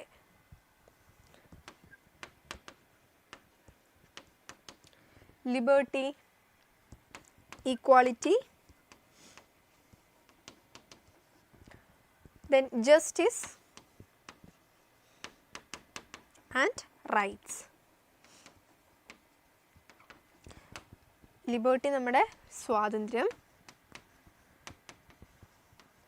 ഈക്വാളിറ്റി സമത്വം, ആൻഡ് ജസ്റ്റിസ് നീതി, റൈറ്റ്സ് എന്ന് പറയുന്നത് അവകാശങ്ങൾ. അപ്പോൾ പെട്ടെന്ന് ഈ ഡെമോക്രസി എന്ന് കേൾക്കുമ്പോഴത്തേക്കും നമ്മൾ എലക്ഷൻ ആയിരിക്കും നമ്മുടെ മൈൻഡിലേക്ക് ഫസ്റ്റ് വരുന്നത് അല്ലേ. അപ്പോൾ ഇവിടെ പറയുന്നത് ഇത്രയേ ഉള്ളൂ, ഡെമോക്രസി എന്ന് പറയുമ്പം it is not only elections. Election മാത്രമല്ല, പിന്നെയോ ഇങ്ങനെ കുറേ കാര്യങ്ങൾ, കുറേ വാല്യൂസ് ഇൻക്ലൂഡ് ചെയ്യുന്നതിനെയാണ് നമ്മൾ ജനാധിപത്യം എന്ന് വിളിക്കുക. അപ്പോൾ അതിൽ വരുന്ന ഇമ്പോർട്ടൻ്റ് ആയിട്ടുള്ള വാല്യൂസ് എന്തൊക്കെയാണ്? Liberty, equality, justice and rights അല്ലേ. ലിബർട്ടി സ്വാതന്ത്ര്യം, സമത്വം, നീതി, അവകാശങ്ങൾ. Then the modern democracy works within the limits set by the constitution. അപ്പോൾ നമ്മുടെ ഒരു മോഡേൺ ഡെമോക്രസി, ആധുനിക ജനാധിപത്യം എന്ന് പറയുന്നത് എന്താണ്? അവിടെ കുറച്ച് റെസ്ട്രിക്ഷൻസ് ഉണ്ട്. അത് ആ ഒരു ലിമിറ്റ് വെച്ചിട്ടുണ്ട്. ആ ലിമിറ്റ് പ്രൊവൈഡ് ചെയ്യുന്നത് എന്താണ്? കോൺസ്റ്റിറ്റ്യൂഷൻ ആണല്ലേ. നമ്മുടെ ഭരണഘടന ഉള്ളതുകൊണ്ട് നമുക്ക് ആ ഭരണഘടന ബേസ് ചെയ്തിട്ടാണ് നമ്മുടെ എല്ലാ പ്രവർത്തനങ്ങളും പോവുക. Then democracy originated in ancient Greece, especially Athens. അപ്പോൾ ഈ ഒരു ഡെമോക്രസി നമ്മൾ കടമെടുത്തിരിക്കുന്നത് എവിടെ നിന്നാണ്? അത് ഒറിജിൻ ചെയ്തത് തന്നെ ഗ്രീസിലാണ്, ഏൻഷ്യൻ ഗ്രീസിലാണ്, അല്ലെങ്കിൽ especially Athens. Okay, then Athens followed A direct democracy. അപ്പോൾ ഏതൻസ് എന്ന് പറയുന്നത് അവിടെ നിന്നാണ് നമ്മൾ ഡെമോക്രസി എന്നുള്ളൊരു ടേം ബോറോ ചെയ്തിരിക്കുന്നത്, കടമെടുത്തേക്കുന്നത്. അപ്പോൾ ഏതൻസിൽ എങ്ങനെയായിരുന്നു, അല്ലെങ്കിൽ ഏൻഷ്യൻ ഗ്രീസിൽ എങ്ങനെയായിരുന്നു? They followed direct democracy where citizens participated directly. അവിടെ എങ്ങനെയായിരുന്നു? ഒരു ഡയറക്റ്റ് ഡെമോക്രസി ആയിരുന്നു അല്ലേ. എന്ന് വെച്ചാൽ സിറ്റിസൺസിന് ഇലക്ഷനിൽ ഡയറക്റ്റ് ആയിട്ട് പാർട്ടിസിപ്പേറ്റ് ചെയ്യാം. Then women's and slaves were excluded in Greek democracy. But today direct democracy exist only through the devices like referendum and plebiscite. Okay, ഇന്ന് പക്ഷേ ഡയറക്റ്റ് ഡെമോക്രസി എക്സിസ്റ്റ് ചെയ്യുന്നത് ഈ രണ്ട് ഡിവൈസിലൂടെ മാത്രമുള്ള റെഫറൻഡം അതുപോലെ തന്നെ പ്ലെബിസൈറ്റ് വെച്ചിട്ട് മാത്രമേ അത് എക്സിസ്റ്റ് ചെയ്യുന്നുള്ളൂ. ഓക്കെ, ഇനി കൂടുതൽ കൺട്രീസ് ഇന്ന് ഫോളോ ചെയ്യുന്നത് എന്താണ്? ഒരു ഇൻഡയറക്റ്റ് അല്ലെങ്കിൽ റെപ്രസെൻറ്റേറ്റീവ് ഡെമോക്രസിയാണ്. എന്ന് വെച്ചാൽ എന്താണ്? In representative democracy people elect representatives to govern, അല്ലേ? ജനങ്ങൾ തന്നെ അവരെ ഭരിക്കാനുള്ളവരെ തിരഞ്ഞെടുക്കുകയാണ്, അല്ലേ? Then the parliamentary and presidential system are two democratic models. Okay, ഇനി നമ്മൾ പറയുകയാണ് മെയിനായിട്ട് രണ്ട് തരത്തിലുള്ള ഡെമോക്രാറ്റിക് മോഡൽസ് ആണുള്ളത്. ഒന്ന് നമ്മൾ പറഞ്ഞു നമ്മളിപ്പോൾ ഫോളോ ചെയ്യുന്നത് എന്താണ്? ഒരു ഇൻഡയറക്റ്റ് ഡെമോക്രസിയാണ്, അല്ലേ? നമ്മളെ തിരഞ്ഞെടുക്കാനുള്ളവരെ അല്ലെങ്കിൽ നമ്മളെ ഭരിക്കാനുള്ളവരെ ജനങ്ങൾ തന്നെ തിരഞ്ഞെടുക്കുന്നു. ഇനി ഈ ഒരു ഡെമോക്രാറ്റിക് മോഡൽസ് എന്ന് പറയുന്നത് നമുക്ക് രണ്ടായിട്ട് ക്ലാസിഫൈ ചെയ്യാനായിട്ട് പറ്റും. അതെന്തൊക്കെയാണ്? പാർലമെൻ്ററി സിസ്റ്റം ഉണ്ട്, അതുപോലെ പ്രസിഡൻഷ്യൽ സിസ്റ്റം ഉണ്ട്. എന്തൊക്കെയാണ്? പാർലമെൻ്ററി സിസ്റ്റം ഉണ്ട്, അതുപോലെ പ്രസിഡൻഷ്യൽ സിസ്റ്റം ഉണ്ട്. പ്രസിഡൻഷ്യലും ഉണ്ട്, പാർലമെൻ്ററി ഉണ്ട്. അപ്പോൾ ഇന്ത്യ ഫോളോ ചെയ്യുന്നത് ഇതിൽ ഏത് സിസ്റ്റമാണ്? നമ്മൾ പാർലമെൻ്ററി സിസ്റ്റമാണ്, അല്ലേ? Then parliamentary system has collective responsibility of ministers. എന്ന് വെച്ചാൽ എന്താണ്? അവിടെ നമുക്ക് ഒരു ലീഡറിൻ്റെ കീഴിലായിട്ട് കുറേ മിനിസ്റ്റേഴ്സ് ഉണ്ടാവും. അപ്പോൾ ഈ മിനിസ്റ്റേഴ്സിൻ്റെ എല്ലാം കളക്റ്റീവ് റെസ്പോൺസിബിലിറ്റിയാണ് ആ ഒരു ഗവൺമെൻറ്റിനെ ലീഡ് ചെയ്യുക എന്നുള്ളത്. Then the freedom, equality, justice and rights are basic democratic values. അപ്പോൾ ഇവിടെ മെയിനായിട്ടുള്ള കാര്യങ്ങൾ എന്തൊക്കെയാണ്? നമ്മളിപ്പോൾ പറഞ്ഞിട്ടുള്ള ലിബേർട്ടി അല്ലെങ്കിൽ freedom, then equality, justice and rights are the basic democratic values. Then the rule of law ensures equality before law. ഇപ്പോൾ ഈ റൂൾ ഓഫ് ലോ എന്ന് പറയുന്നത് എന്താണ്? നിയമത്തിൻ്റെ മുൻപിൽ എല്ലാവരും തുല്യരാണ്, അല്ലേ? Rule of law ensures the equality before law. Then the separation of powers prevents concentration of authority. അപ്പോൾ ഇവിടെ എന്താണ്? ഇവിടെ നമ്മൾ പറഞ്ഞു പാർലമെൻ്ററി സിസ്റ്റമാണ് നിലനിൽക്കുന്നത്, അല്ലേ? അതുകൊണ്ട് തന്നെ എന്താണ്? പവേഴ്സ് നമ്മൾ ഡിവൈഡ് ചെയ്യുകയാണ്, അല്ലെങ്കിൽ ഫെഡറൽ സിസ്റ്റം എന്ന് പറയും. എന്ന് വെച്ചാൽ ഇവിടെ ഇന്ത്യയിൽ തന്നെ നമ്മൾ ഫെഡറൽ സിസ്റ്റം ഫോളോ ചെയ്യുന്നുണ്ട്. അതായത് അധികാരം കേന്ദ്രത്തിനും കേരളത്തിനുമായിട്ട് അല്ലെങ്കിൽ സ്റ്റേറ്റിനും സെൻട്രൽ ഗവൺമെൻറ്റിനുമായിട്ട് നമ്മൾ ഡിവൈഡ് ചെയ്ത് കൊടുക്കുന്നുണ്ട്. എന്തിനു വേണ്ടിയിട്ടാണ്? ആ ഒരു സിംഗിൾ അതോറിറ്റിയുടെ കയ്യിലേക്ക് ഫുൾ കൺട്രോൾ വരാതിരിക്കാൻ വേണ്ടിയിട്ടാണ്, അല്ലേ? Then the secularism ensures equal treatment of all religions. ഇനി നമ്മുടെയൊക്കെ ഒരു പാർലമെൻ്ററി സിസ്റ്റത്തിൻ്റെ മറ്റൊരു പ്രത്യേകത എന്താണ്? അവിടെ മതേതരത്വമാണ്, അല്ലേ? അതായത് secularism it ensures equal treatment of all religions. നമ്മളെങ്ങനെയാണ്? എല്ലാ മതത്തെയും ഒരേപോലെയാണ് നമ്മൾ കാണേണ്ടത്. Then the political parties and opposition strengthen democracy. അപ്പോൾ ഈ ഒരു ജനാധിപത്യത്തെ ഒന്നും കൂടെ ശക്തിവത്താക്കാനായിട്ട് ഇവിടെ പ്രവർത്തിക്കുന്നത് എന്തൊക്കെയാണ്? പൊളിറ്റിക്കൽ പാർട്ടീസും അതുപോലെ തന്നെ ഓപ്പോസിഷനുമാണ്. ഭരണപക്ഷം ഉണ്ടാവും, അതുപോലെ പ്രതിപക്ഷം ഉണ്ടാകും, അല്ലേ? അപ്പോൾ ഇത് ശക്തിവത്താവുന്നതനുസരിച്ച് നമ്മുടെ ഡെമോക്രസി കൂടുതൽ ഗ്രോൺ ചെയ്തുകൊണ്ടേയിരിക്കും. Then India is the largest democracy in the world. ലോകത്തിലെ തന്നെ ഏറ്റവും വലിയ ജനാധിപത്യ രാജ്യമാണ് ഇന്ത്യ. നോക്കിക്കേ, India follows a parliamentary system and universal adult franchise. Okay, എന്ന് വെച്ചാൽ എന്താണ്? ഇന്ത്യ എന്ന് പറയുന്നത് എന്താണ്? നമ്മളൊരു പാർലമെൻ്ററി സിസ്റ്റമാണ് ഫോളോ ചെയ്യുന്നത്, അല്ലേ? നമ്മൾ ഓൾറെഡി പറഞ്ഞു നമ്മൾ ഫോളോ ചെയ്യുന്നത് ഒരു പാർലമെൻ്ററി സിസ്റ്റമാണ്, പ്രസിഡൻഷ്യൽ സിസ്റ്റം അല്ല. The constitution guarantees fundamental rights. ഇപ്പോൾ നമ്മുടെ പ്രത്യേകത എന്താണ്? ഒരു പാർലമെൻ്ററി സിസ്റ്റത്തിലാണെങ്കിൽ നമുക്കൊരു കോൺസ്റ്റിറ്റ്യൂഷൻ ഉണ്ട്. ആ കോൺസ്റ്റിറ്റ്യൂഷൻ നമുക്ക് പ്രൊവൈഡ് ചെയ്യുന്നത് എന്താണ്? ഫണ്ടമെൻ്റൽ റൈറ്റ്സ്, അല്ലേ? മൗലിക അവകാശങ്ങൾ നമ്മുടെ ഭരണഘടന നമുക്ക് പ്രൊവൈഡ് ചെയ്യുന്നുണ്ട്. Then the independent judiciary and judicial review protect democracy. അപ്പോൾ ഒരു ഇൻഡിപെൻഡൻറ്റ് ജുഡീഷ്യറി അതുപോലെ തന്നെ ജുഡീഷ്യൽ റിവ്യൂ ആണ് നമ്മുടെ ഈ ഒരു ജനാധിപത്യത്തെ പ്രൊട്ടക്റ്റ് ചെയ്യുന്നത്. Then India follows A federal and multi party system. India follow ചെയ്യുന്നത് എന്താണ്? ഒരു ഫെഡറൽ സിസ്റ്റം. ഫെഡറൽ എന്ന് വെച്ചാൽ എന്താ? അധികാരം കേന്ദ്രത്തിനും കേരളത്തിനും അല്ലെങ്കിൽ സെൻട്രൽ ഗവൺമെൻറ്റിനും സ്റ്റേറ്റ് ഗവൺമെൻറ്റിനുമായിട്ട് അധികാരം വിഭജിച്ച് കൊടുക്കുന്നതിനെയാണ് നമ്മൾ ഫെഡറൽ സിസ്റ്റം എന്ന് വിളിക്കുക. Then multi party system. ഇവിടെ ഒരു പാർട്ടിയോ ഉള്ളോ? രണ്ടേ ഉള്ളോ? അല്ല, നമുക്കുള്ളത് മൾട്ടി പാർട്ടി സിസ്റ്റം ആണല്ലേ. നിരവധി പാർട്ടികൾ ഫോം ചെയ്യാനും അതുപോലെ നിലവിലുള്ളതിന് റൺ ചെയ്യാനായിട്ടുള്ള സ്വാതന്ത്ര്യമുണ്ട്. അപ്പോൾ ഇന്ത്യയിൽ നിലനിൽക്കുന്നത് എന്താണ്? ഒരു ഫെഡറൽ സിസ്റ്റമാണ്, അതുപോലെ തന്നെ ഒരു മൾട്ടി പാർട്ടി സിസ്റ്റമാണ്. ഓക്കെ, ദെൻ ഒരു ഡയറക്റ്റ് ഡെമോക്രസിയിൽ വേണ്ടിയിട്ടുള്ള ഡിവൈസസ് എന്തൊക്കെയാണെന്നാണ് പറഞ്ഞിരിക്കുന്നത്. First of all referendum. Referendum എന്ന് വെച്ചാൽ എന്താണ്? A process in which laws passed by the legislature are submitted to the people for their approval through voting. അതായത് ഒരു ഡയറക്റ്റ് ഡെമോക്രസിയിൽ വേണ്ടിയിട്ടുള്ള ഫസ്റ്റ് ഡിവൈസ് എന്ന് പറയുന്ന റെഫറൻഡം എന്ന് വെച്ചാൽ ലെജിസ്ലേച്ചറിന്, നിയമനിർമ്മാണ സഭയ്ക്ക് ഒരു നിയമം പാസ്സാക്കണമെന്നുണ്ടെങ്കിൽ അത് പൊതുജനങ്ങളുടെ അഭിപ്രായം, വോട്ട് വഴിയായിട്ട് അവരുടെ അഭിപ്രായം രേഖപ്പെടുത്തിയാൽ മാത്രമേ അവർക്കത് പാസ്സാക്കാനായിട്ട് പറ്റുള്ളൂ. ദെൻ പിന്നെ എന്താണ്? പ്ലെബിസൈറ്റ് എന്ന് പറയും. പ്ലെബിസൈറ്റ് എന്ന് പറയുമ്പോൾ a method used to ascertain the will of the people on very important public issues. പ്രധാനപ്പെട്ട പബ്ലിക് ഇഷ്യൂസിലൊക്കെ പബ്ലിക്കിൻ്റെ ഒപ്പീനിയൻസ് കളക്ട് ചെയ്യാനായിട്ടുള്ള ഒരു മെത്തേഡാണ് പ്ലെബിസൈറ്റ് എന്ന് പറയുന്നത്. Then recall, the process of removing elected representatives from office when their performance is unsatisfactory. Elect ചെയ്യപ്പെട്ട ആളുടെ രീതികൾ അൺസാറ്റിസ്ഫാക്ടറി ആണെങ്കിൽ നമുക്ക് അവരെ റിമൂവ് ചെയ്യാനായിട്ടുള്ളതാണ് recall. Then this is implemented by a written request from a specified percentage of voters. Then initiative. Initiative എന്ന് പറയുന്നത് എന്താണ്? A way for people to directly intervene in law making. അല്ലേ, ജനങ്ങൾക്ക് ലോ മേക്കിങ്ങിലേക്ക് ഡയറക്റ്റ് ഇൻവോൾവ് ആവാനായിട്ടുള്ള പ്രോസസ്സാണ് initiative എന്ന് പറയുന്നത്. Then they submit to the legislature either a draft or complete version of the law they desire. Okay, അപ്പോൾ ഇതെല്ലാം direct ഡെമോക്രസിയിൽ use ചെയ്യുന്ന പ്രധാനപ്പെട്ട ഡിവൈസസ് ആണ്. ദെൻ ഇനിയാണ് ഇത് ഒരു ക്വസ്റ്റ്യനായിട്ട് ചോദിക്കും. എക്സാമിന് ഒരു ക്വസ്റ്റ്യനാണ്, ഇമ്പോർട്ടൻ്റ് ആണ്. ഇപ്പം തന്നെ നമ്മൾ പഠിച്ചു പോവുക കേട്ടോ.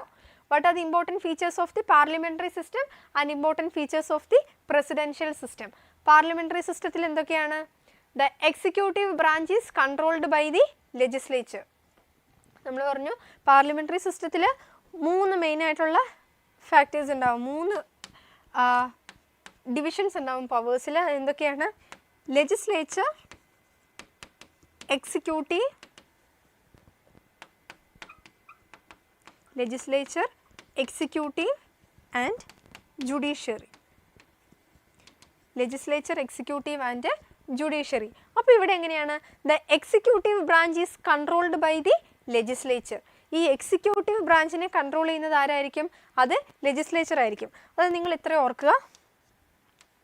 ലെജിസ്ലേച്ചർ എന്ന് പറയുമ്പോൾ നമ്മൾ എലക്ട് ചെയ്ത് വിടുന്ന എല്ലാ MLA-മാരും ഉണ്ടല്ലോ, MLA-മാർ അല്ലെങ്കിൽ MP-മാരുണ്ടല്ലോ, അവരെല്ലാവരെയും കൂടെ മൊത്തത്തിൽ നമ്മൾ വിളിക്കുന്നതാണ് ലെജിസ്ലേച്ചർ എന്ന് പറയുന്നത്, നിയമനിർമ്മാണ സഭ.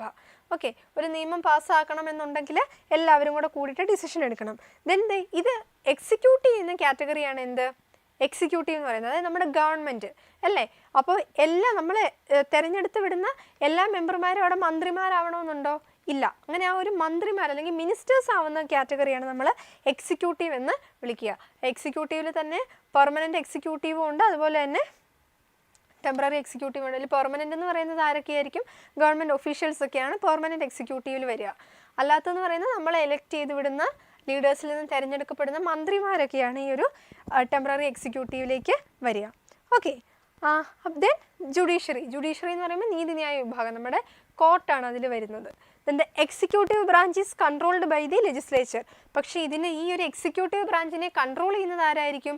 അത് ലെജിസ്ലേച്ചർ ആയിരിക്കും, ഈ നിയമനിർമ്മാണ സഭയായിരിക്കും. അപ്പോൾ ഇവിടെ എന്ന് പറയുന്നത് ഭരണപക്ഷവും പ്രതിപക്ഷവും ഒക്കെ ഉണ്ടാവത്തില്ലേ, നിയമനിർമ്മാണ സഭയിൽ ഉണ്ടാവും. അപ്പോൾ ഇവരുടെ കൺട്രോളിലായിരിക്കും ഒരു എക്സിക്യൂട്ടീവ് പോകുന്നത്. അതെങ്ങനെയാണ്? പാർലമെൻ്ററി സിസ്റ്റത്തിലാണ് അങ്ങനെ ഉള്ളത്. പാർലമെൻ്ററി സിസ്റ്റത്തിൽ എങ്ങനെയായിരിക്കും? The executive branch is controlled by the legislature. Then the powers of the head of the state are nominal. ഇനിയോ സ്റ്റേറ്റിൻ്റെ power of the head of the state എന്ന് പറയുന്നത് നോമിനൽ ആയിരിക്കും. Then the head of the state is the king or queen or president. Then the head of government is the prime minister. ഗവൺമെൻറ്റിൻ്റെ ഹെഡായിട്ടുള്ള ആളാരാണോ അവരായിരിക്കും നമ്മുടെ prime minister എന്നറിയപ്പെടുന്നത്. Then the prime minister is the leader of the party that has the majority in the legislature. അപ്പോൾ ആ ലെജിസ്ലേച്ചറിൽ majority vote കിട്ടുന്ന party ഏതാണോ ആ പാർട്ടിയുടെ ലീഡറായിരിക്കും, ആ പാർട്ടിയിലുള്ള ഒരാളായിരിക്കും ആര്? നമ്മുടെ പ്രൈം മിനിസ്റ്റർ എന്ന് പറയുന്നത്. Then the council of ministers headed by the prime minister is collectively responsible to the legislature. Then the council of ministers and headed by the prime minister is collectively responsible to the legislature. ഇവരെല്ലാവരും ഒരേപോലെ responsible ആണ് ഈ ലെജിസ്ലേച്ചറിൻ്റെ മുൻപിൽ. Then the presidential സിസ്റ്റത്തിൻ്റെ പ്രത്യേകത എന്തൊക്കെയാണ്? The executive branch and the legislature R separate. ഇവിടെ executive എന്ന് പറയുന്നത് ലെജിസ്ലേച്ചറിൻ്റെ കൺട്രോളിലായിരിക്കും. പക്ഷെ ഇവിടെ എങ്ങനെയാണ്? The executive branch and the legislature R separate. അവ തമ്മിലൊരു ബന്ധമില്ല. And the president serves both as the head of the state and the head of the government. അപ്പോൾ ഇവിടെ എന്ന് പറയുന്ന പ്രസിഡന്റ് എങ്ങനെയായിരിക്കും? ഗവൺമെൻറ്റിൻ്റെ ഹെഡായിരിക്കും, അതുപോലെ തന്നെ രാഷ്ട്രത്തിൻ്റെയും ഹെഡായിരിക്കും. Then all executive powers are vested in the president. ഇവിടെ എല്ലാ അധികാരങ്ങളും ആരിലാണ് കേന്ദ്രീകരിച്ചിരിക്കുന്നത്? പ്രസിഡന്റിലാണ്. Then the president is directly elected by the people. പക്ഷേ പ്രസിഡന്റിനെ എലക്ട് ചെയ്യുന്നത് ആരാണ്? ജനങ്ങൾ തന്നെയാണ്. It is directly elected by the people. Then the president is not accountable to the legislature. അദ്ദേഹം എടുക്കുന്ന തീരുമാനങ്ങളൊക്കെ ലെജിസ്ലേച്ചറിന് മുൻപിൽ പറയേണ്ട ആവശ്യമുണ്ടോ? അവരിൽ നിന്ന് പെർമിഷൻ കിട്ടേണ്ട ആവശ്യമുണ്ടോ? ഇല്ല. അപ്പോൾ ഇതാണ് പ്രസിഡൻഷ്യൽ സിസ്റ്റത്തിൻ്റെ പ്രത്യേകത. ക്ലിയർ ആയോ? പാർലമെൻ്ററി സിസ്റ്റം അതുപോലെ പ്രസിഡൻഷ്യൽ സിസ്റ്റം എന്താണെന്ന് ഇപ്പോൾ തന്നെ പഠിച്ചു പോയിക്കോളുക കേട്ടോ. നോക്കുക, പാർലമെൻ്ററി സിസ്റ്റത്തിൽ എങ്ങനെയായിരിക്കും? എക്സിക്യൂട്ടീവ് എന്ന് പറയുന്നത് ലെജിസ്ലേച്ചറിൻ്റെ കൺട്രോളിലായിരിക്കും. ഇവിടെ എക്സിക്യൂട്ടീവും ലെജിസ്ലേച്ചറും തമ്മിൽ യാതൊരു ബന്ധവും ഉണ്ടാവത്തില്ല. ദെൻ പാർലമെൻ്ററി സിസ്റ്റത്തിൽ the powers of the head of the state are nominal ആണ്. ദെൻ ഇവിടെ എങ്ങനെയായിരിക്കും? The president serves both as the head of the state and the head of the government. Then head of the government is the prime minister. Then all executive powers are vested in the president. Then ഇവിടെ the council of ministers headed by the prime minister is collectively responsible to the legislature. Then the president is directly elected by the people and the president is not accountable to the legislature. Okay, clear അല്ലേ?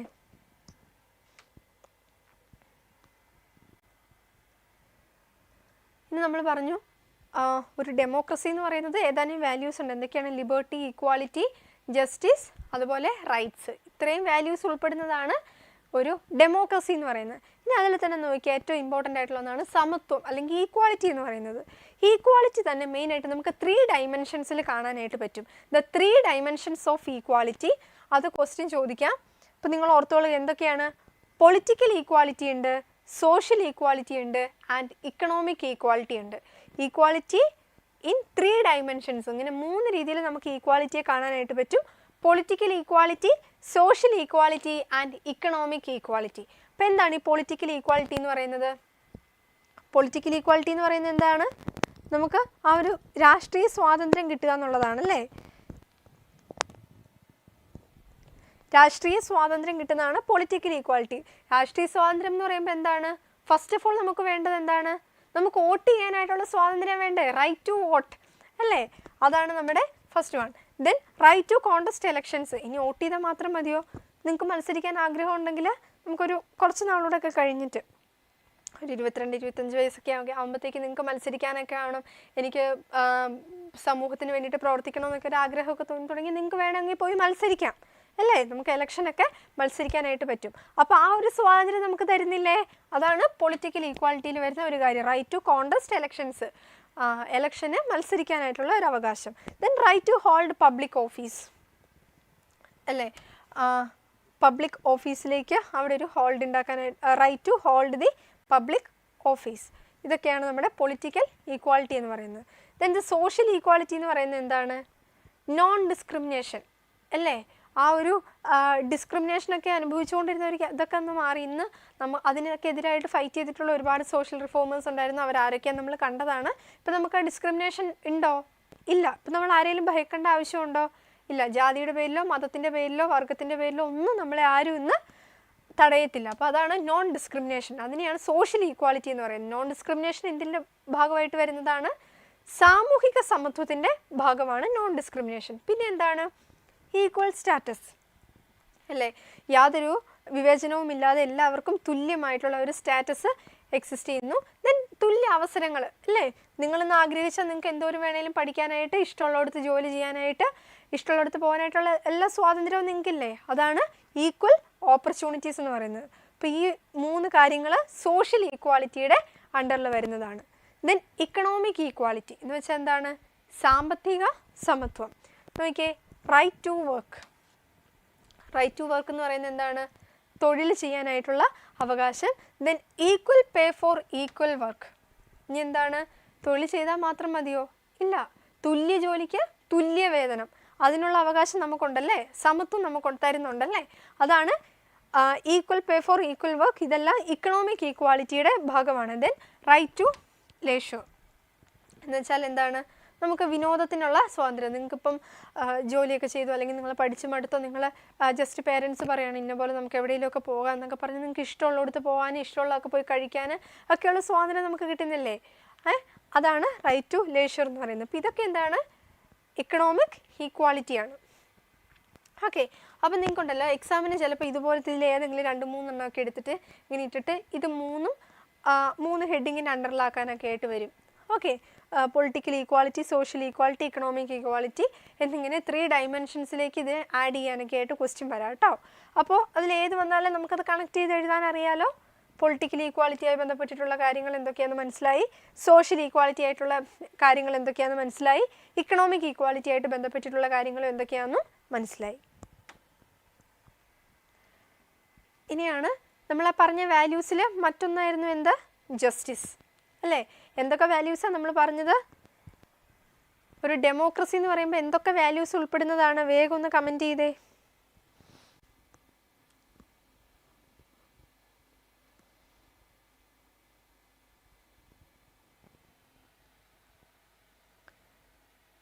വേഗം വേഗം comment ചെയ്യുക കേട്ടോ.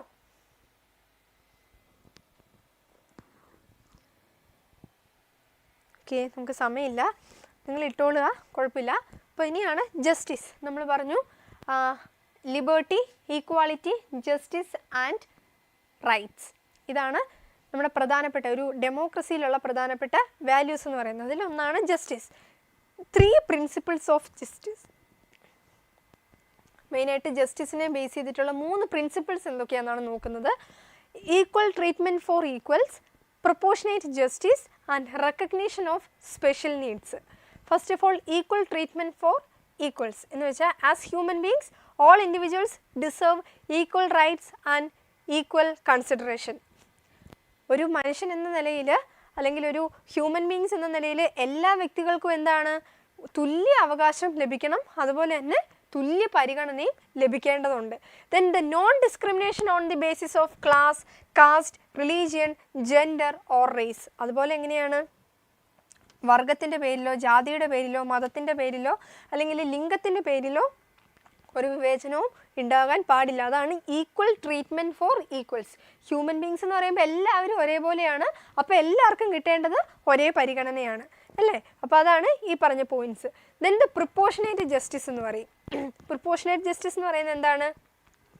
Justice should be proportionate to the ability and contribution of each person അല്ലേ? അതായത് justice should be proportionate. ആ ഒരു നീതി എന്ന് പറയുന്നത് എന്താണ്? എല്ലാവർക്കും ഒരുപോലെ ആയിരിക്കണം.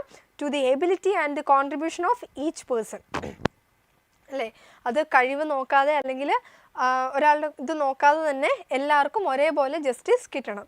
Then there is no justice in treating each person separately according to their ability. എല്ലാവരുടെയും അവരുടെ എബിലിറ്റി അനുസരിച്ച് അവരെ ട്രീറ്റ് ചെയ്യുന്നില്ല എങ്കിൽ അവിടെ ജസ്റ്റിസ് കിട്ടുന്നുണ്ടെന്ന് പറയാൻ പറ്റുമോ? ഇല്ല. There is no justice in treating each person separately. ഓരോ വ്യക്തികളെയും പ്രത്യേകമാണ് പരിഗണിക്കുന്നത് എങ്കിൽ അവിടെ ജസ്റ്റിസ് പ്രവർത്തിക്കുന്നുണ്ടോ? ജസ്റ്റിസ് കിട്ടുന്നുണ്ടോ? ഇല്ല. അതാണ് പ്രൊപ്പോർഷനേറ്റ് ജസ്റ്റിസ് എന്ന് പറയുന്നത്. Equal treatment for equals, proportionate justice, then recognition of special needs. എന്താന്ന് നോക്കിയേ, in a society where inequality exist, the weaker section and the backward can enjoy equality only if special rights are granted. എന്ന് നമുക്കറിയാം, ഒരു society എന്ന് പറയുമ്പം ഉറപ്പായിട്ടും അവിടെ എന്തൊക്കെ ഉണ്ടാവും? വീക്കർ സെക്ഷൻ ഉണ്ടാവും, അല്ലെങ്കിൽ ബാക്ക്വേർഡ് ക്ലാസ്സസ് ഉണ്ടാവും. അപ്പോൾ ഇവർക്ക് എങ്ങനെയാണ്? ഇവർക്കും ആ ഒരു സപ്പോർട്ട് കിട്ടിയാൽ മാത്രമേ അവർക്ക് ആ ഒരു ഈക്വാളിറ്റി, എല്ലാവരെ പോലെ ആ ഒരു ഈക്വാളിറ്റി എൻജോയ് ചെയ്യാനായിട്ട് പറ്റുള്ളൂ. അതാണ് in a society where inequality exist, the weaker section and the backward can enjoy equality only if special rights are granted. അപ്പോൾ ഇവർക്ക് ഈക്വാളിറ്റി എൻജോയ് ചെയ്യണമെന്നുണ്ടെങ്കിൽ എന്തായിരിക്കണം? അവർക്ക് കുറച്ച് സ്പെഷ്യൽ ആയിട്ടുള്ള അവകാശങ്ങൾ കിട്ടണം. Then the methods such as reservation. അതിന് വേണ്ടിയിട്ടാണ് നമ്മൾ ഇന്ന് SC ST ആ ഒരു കാറ്റഗറിക്കൊക്കെ നമ്മൾ എന്ത് കൊടുക്കുന്നുണ്ട്? റിസർവേഷൻ നമ്മുടെ ഗവൺമെൻറ് പ്രൊവൈഡ് ചെയ്യുന്നുണ്ടല്ലേ? അപ്പോൾ അതാണ് methods such as reservation can be adopted to ensure equality. അപ്പോൾ ഒരു ഈക്വാളിറ്റി എൻഷുർ ചെയ്യാൻ വേണ്ടിയിട്ടാണ് ഇങ്ങനെ ഒരു റിസർവേഷൻ ഗവൺമെൻറ് പ്രൊവൈഡ് ചെയ്യുന്നത്. ഓക്കെ, അപ്പോൾ ഇതാണ് റെക്കഗ്നീഷൻ ഓഫ് സ്പെഷ്യൽ നീഡ്സ്. ആ ഒരു സ്പെഷ്യൽ നീഡ്സ് എന്തൊക്കെയാണെന്നുള്ളത് റെക്കഗ്നൈസ് ചെയ്യുന്നു, അതിന് വേണ്ടിയിട്ടുള്ള മെത്തേഡ്സ് അഡോപ്റ്റ് ചെയ്യുന്നു. ദെൻ പ്രൊപ്പോർഷനേറ്റ് ജസ്റ്റിസ്, ഒരാളുടെ എബിലിറ്റി നോക്കാതെ തന്നെ എല്ലാവരും ഈക്വൽ ആയിട്ട് കൺസിഡർ ചെയ്യുക. ഇതും അതുപോലെ തന്നെ equal treatment for equals. Then നമ്മൾ പറഞ്ഞ ലാസ്റ്റത്തെ എന്തായിരുന്നു? റൈറ്റ്സ് അല്ലേ. മറ്റൊരു ഡെമോക്രസിയിലുള്ള ഒരു ഇമ്പോർട്ടൻ്റ് ആയിട്ടുള്ള മറ്റൊരു വാല്യൂ ആണ് എന്ത്? റൈറ്റ്സ് എന്ന് പറയുന്നത്. The different types of rights. ഇനി നമ്മുടെ അവകാശങ്ങൾ എന്ന് പറയുമ്പോഴത്തേക്ക് എന്തൊക്കെ ടൈപ്പാണ് ഉള്ളത്? നമുക്ക് രാഷ്ട്രീയ അവകാശങ്ങളുണ്ട്, ഇത് നമ്മളിപ്പോൾ ഓൾറെഡി പറഞ്ഞതാണ്.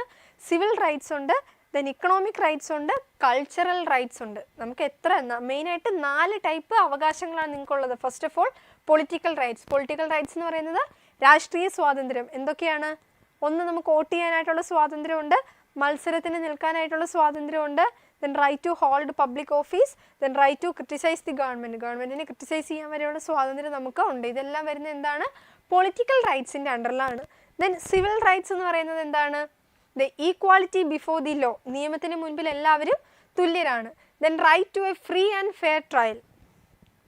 Then right to assemble and organise, ഇവിടെ വേണമെങ്കിലും കൂടാനായിട്ട് സംഘടിപ്പിക്കാനായിട്ടുള്ള സ്വാതന്ത്ര്യം. ഫ്രീഡം ഓഫ് എക്സ്പ്രഷൻ, പ്രകടിപ്പിക്കാനായിട്ടുള്ള സ്വാതന്ത്ര്യം. ഇതൊക്കെ വരുന്നത് എന്താണ്? സിവിൽ റൈറ്റ്സ് ആണ് അല്ലേ. ഇപ്പോൾ പൊളിറ്റിക്കൽ റൈറ്റ്സ് ഉണ്ട്, സിവിൽ റൈറ്റ്സ് ഉണ്ട്, ദെൻ ഇക്കണോമിക് റൈറ്റ്സ്. ഇക്കണോമിക് റൈറ്റ്സും നമുക്ക് റൈറ്റ് ടു വർക്ക്, ജോലി ചെയ്യാനായിട്ടുള്ള സ്വാതന്ത്ര്യം. Right to receive minimum wages, minimum വേതനം ലഭിക്കാനായിട്ടുള്ള അവകാശം നമുക്കുണ്ട്.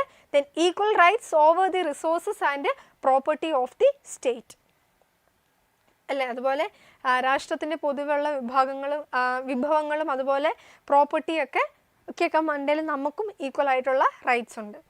ദെൻ കൾച്ചറൽ റൈറ്റ്സ് എന്ന് പറയുന്നത് എന്താണ്? The right to preserve language and script, then right to educate in the mother tongue and right to indigenous people to preserve their cultural heritage. Okay, അപ്പോൾ ഇതും നിങ്ങൾ മറക്കാതിരിക്കുക കേട്ടോ.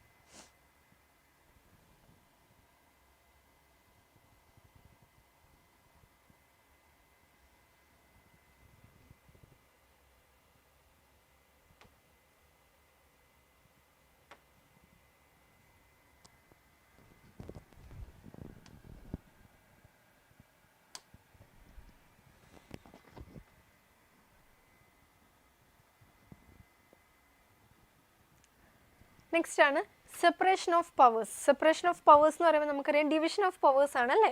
നോക്കിയേ, the separation of powers among the branches of government, namely the legislature, the executive and the judiciary അല്ലേ. നമ്മൾ പറഞ്ഞു ആ ഒരു അധികാരം എന്ന് പറയുന്നത് എങ്ങനെയാണ്? 3 രീതിയിലാണ് അല്ലേ. 3 ഫാക്ടേഴ്സാണ് ഒരു ഗവൺമെൻറ്റിനുള്ളത്. ഗവൺമെൻറ്റിന് അല്ലെങ്കിൽ ആ ഒരു നിയമനിർമ്മാണ സഭയ്ക്കുള്ളത്.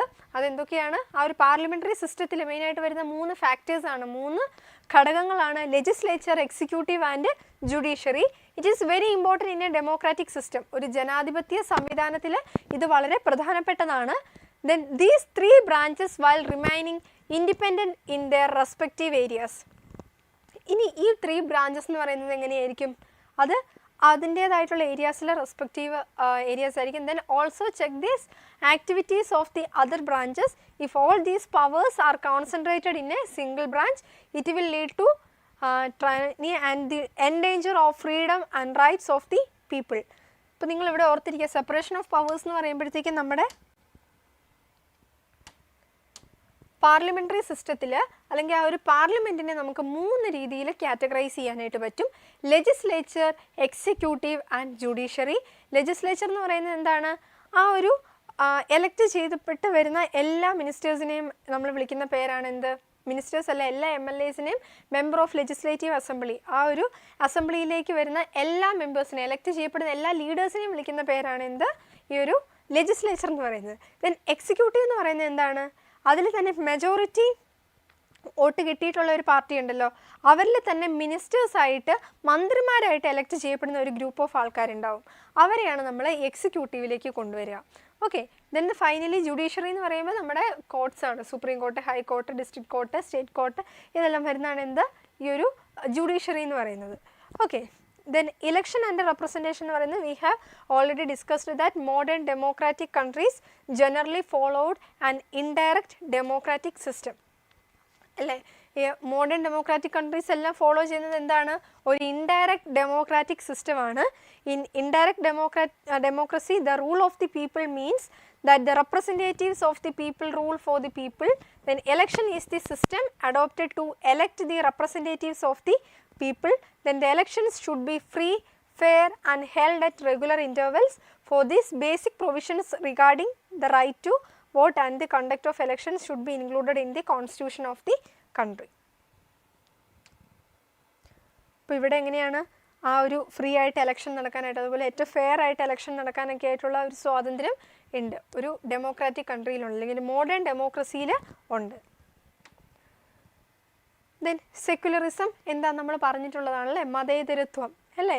The basis of the concept of secularism is a clear separation between the state and religion. അതായത് clear separation between the state and religion. ഒരിക്കലും രാഷ്ട്രം പ്രവർത്തിക്കേണ്ട ഒരു റിലീജിയനെ ബേസ് ചെയ്തിട്ടാവരുത്, റിലീജിയൻ വേറെ സ്റ്റേറ്റ് വേറെ.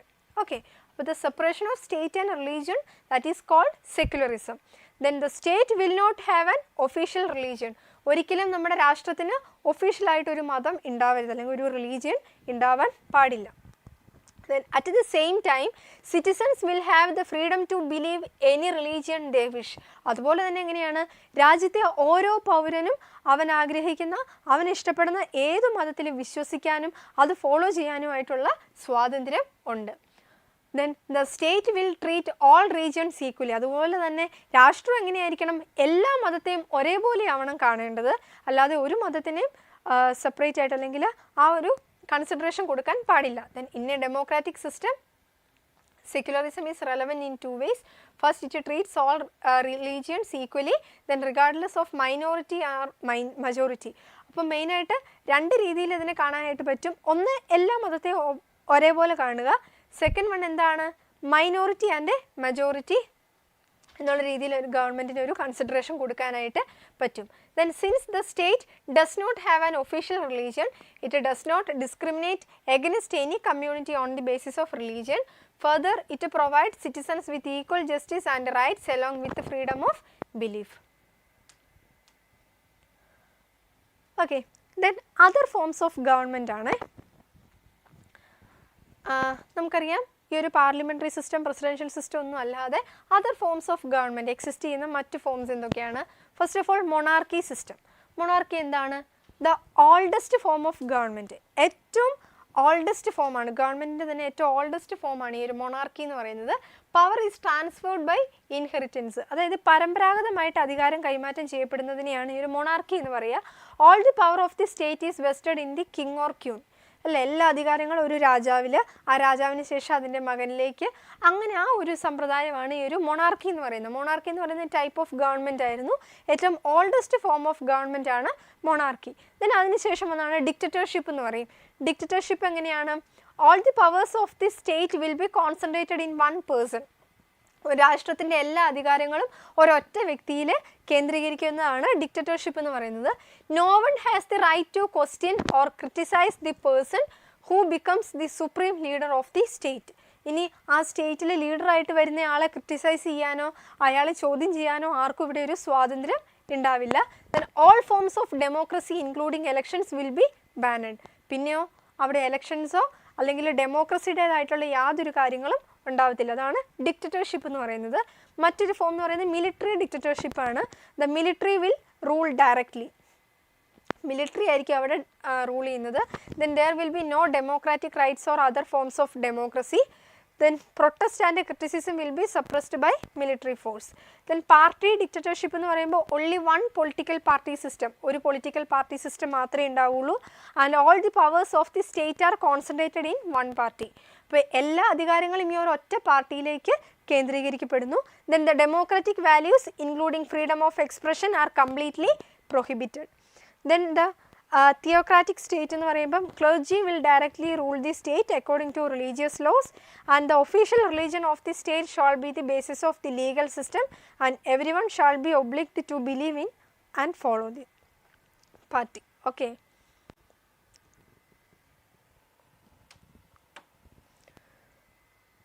Then party system in India. ഇന്ത്യയിൽ നമ്മൾ പറഞ്ഞു മൾട്ടി പാർട്ടി സിസ്റ്റമാണ്. Political parties play a vital role in the democratic system. ഒരു ഡെമോക്രാറ്റിക് സിസ്റ്റത്തിൽ പൊളിറ്റിക്കൽ പാർട്ടി എന്ന് പറയുന്നത് വളരെ ഇമ്പോർട്ടൻ്റ് ആയിട്ടുള്ള റോൾ വഹിക്കുന്നുണ്ട്.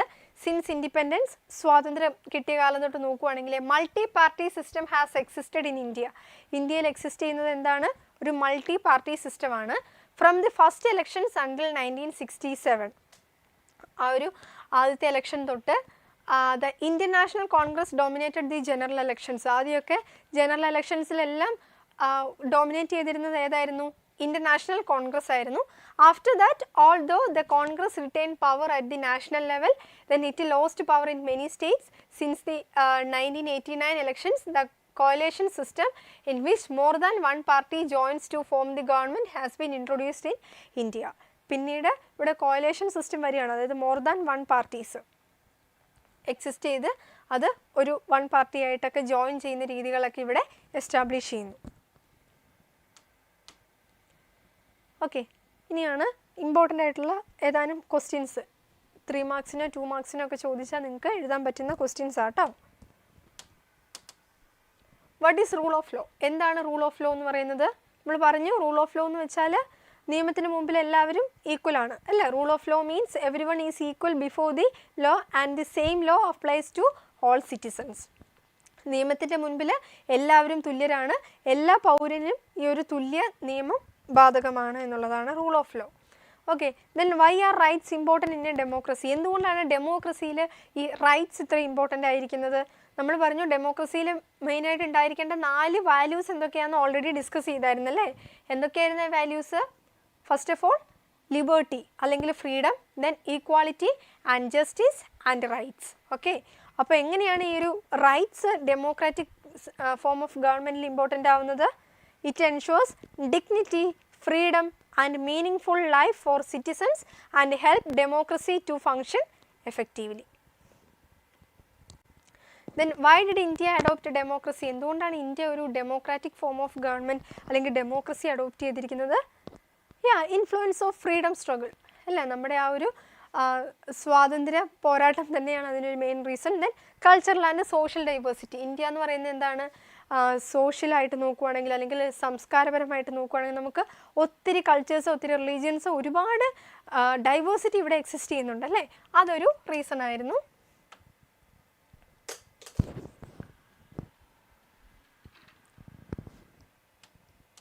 അല്ലേ, cultural and social diversity, influence of freedom struggle, then peaceful transfer of power and protection of rights. പിന്നെ അവകാശങ്ങൾ സംരക്ഷിക്കപ്പെടാനായിട്ട് ഏറ്റവും നല്ലത് ഡെമോക്രസിയാണെന്ന് നമുക്ക് തോന്നിയിട്ടുണ്ടാവും. Then democratic values of leaders. അപ്പോൾ ഇതുകൊണ്ടൊക്കെയാണ് ഇന്ത്യ ഈ ഒരു democratic form of government adopt ചെയ്തിരിക്കുന്നത്.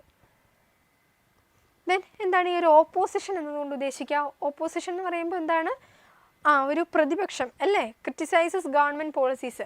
അപ്പോൾ ഒരു ഭരണപക്ഷം ഉണ്ടെങ്കിൽ ഉറപ്പായിട്ടും എന്താണ്, ആ ഒരു ഗവൺമെൻറ്റിൻ്റെ പ്രവർത്തനങ്ങളൊക്കെ കൂടുതൽ എഫക്റ്റീവ് ആവണമെന്നുണ്ടെങ്കിൽ അതിനെ ഒന്ന് ക്രിറ്റിസൈസ് ചെയ്ത് അനലൈസ് ചെയ്ത് പറയാനായിട്ട് ഓപ്പോസിറ്റ് ഒരു പാർട്ടി ഉണ്ടാവണം അല്ലേ. അതാണ് criticise the government policies and suggest alternative policies. മറ്റു മാർഗ്ഗങ്ങളൊക്കെ സജസ്റ്റ് ചെയ്യാനൊക്കെ ആയിട്ട് എപ്പോഴും ഒരു ഓപ്പോസിഷൻ ഉള്ളത് നല്ലതാണ്. അതാണ് മെൻഷൻ ഇനി 2 Rolls of opposition. Then what is democracy? എന്താണ് ഡെമോക്രസി? നമ്മൾ ഓൾറെഡി പറഞ്ഞു, democracy is a system of government based on liberty. Democracy എന്ന് പറയുന്നത് എന്താണ്? ഇറ്റ്സ് എ സിസ്റ്റം ഓഫ് ഗവൺമെൻറ്റിൻ്റെ നമ്മൾ ഇവിടെ നിങ്ങൾ എക്സാം പോയിന്റ് ഓഫ് വ്യൂവിൽ ഇങ്ങനെ ആൻസർ ചെയ്യാവുള്ളൂ. Democracy is a system of government, it is based on liberty, equality, justice and rights, where power ultimately lies with the people. പക്ഷെ അധികാരം ജനങ്ങളുടെ കയ്യിലായിരിക്കും. എന്നാൽ ഇത്രയും വാല്യൂസ് ഇമ്പോർട്ടൻ്റ് ആണ്. എന്തൊക്കെയാണ്? It is based on liberty, equality, justice and rights. Then what is direct democracy? എന്താണ് ഈ ഒരു ഡയറക്റ്റ് ഡെമോക്രസി എന്ന് പറയുന്നത്? Direct democracy is a system where people directly participate in law making and governance അല്ലേ. Direct democracy എന്ന് പറയുന്നത് എന്താണ്? People directly participated in law making അല്ലേ. നിയമനിർമ്മാണത്തിൽ ജനങ്ങൾ ഡയറക്റ്റായിട്ട് പാർട്ടിസിപ്പേറ്റ് ചെയ്യുകയാണ്. Then it is limitation is that women and slaves were excluded in ancient Greece. അപ്പോൾ ഈ ഒരു ഏൻഷ്യൻ ഗ്രീസിലെ ഈ സിസ്റ്റം ഉണ്ടായിരുന്നു. പക്ഷെ അവിടെ എങ്ങനെയായിരുന്നു? സ്ത്രീകളും അതുപോലെ സ്ലേവ്സും ഇതിൽ നിന്ന് എക്സ്ക്ലൂഡ് ചെയ്യപ്പെട്ടിരുന്നു. ദെൻ ഡയറക്റ്റ് ഡെമോക്രസിയിൽ ഉപയോഗിച്ചിരുന്ന ഏതെങ്കിലും 2 ഡിവൈസസ് പറയാനാണ്. റെഫറൻഡം ഉണ്ട്, പ്ലിബ്സൈറ്റും ഉണ്ട്. ഓക്കെ, ഇനി നിങ്ങൾക്ക് എക്സാമിനുള്ള മറ്റൊരു ചാപ്റ്റർ ആയിരിക്കും Europe on the world map എന്ന് പറയുന്നത്.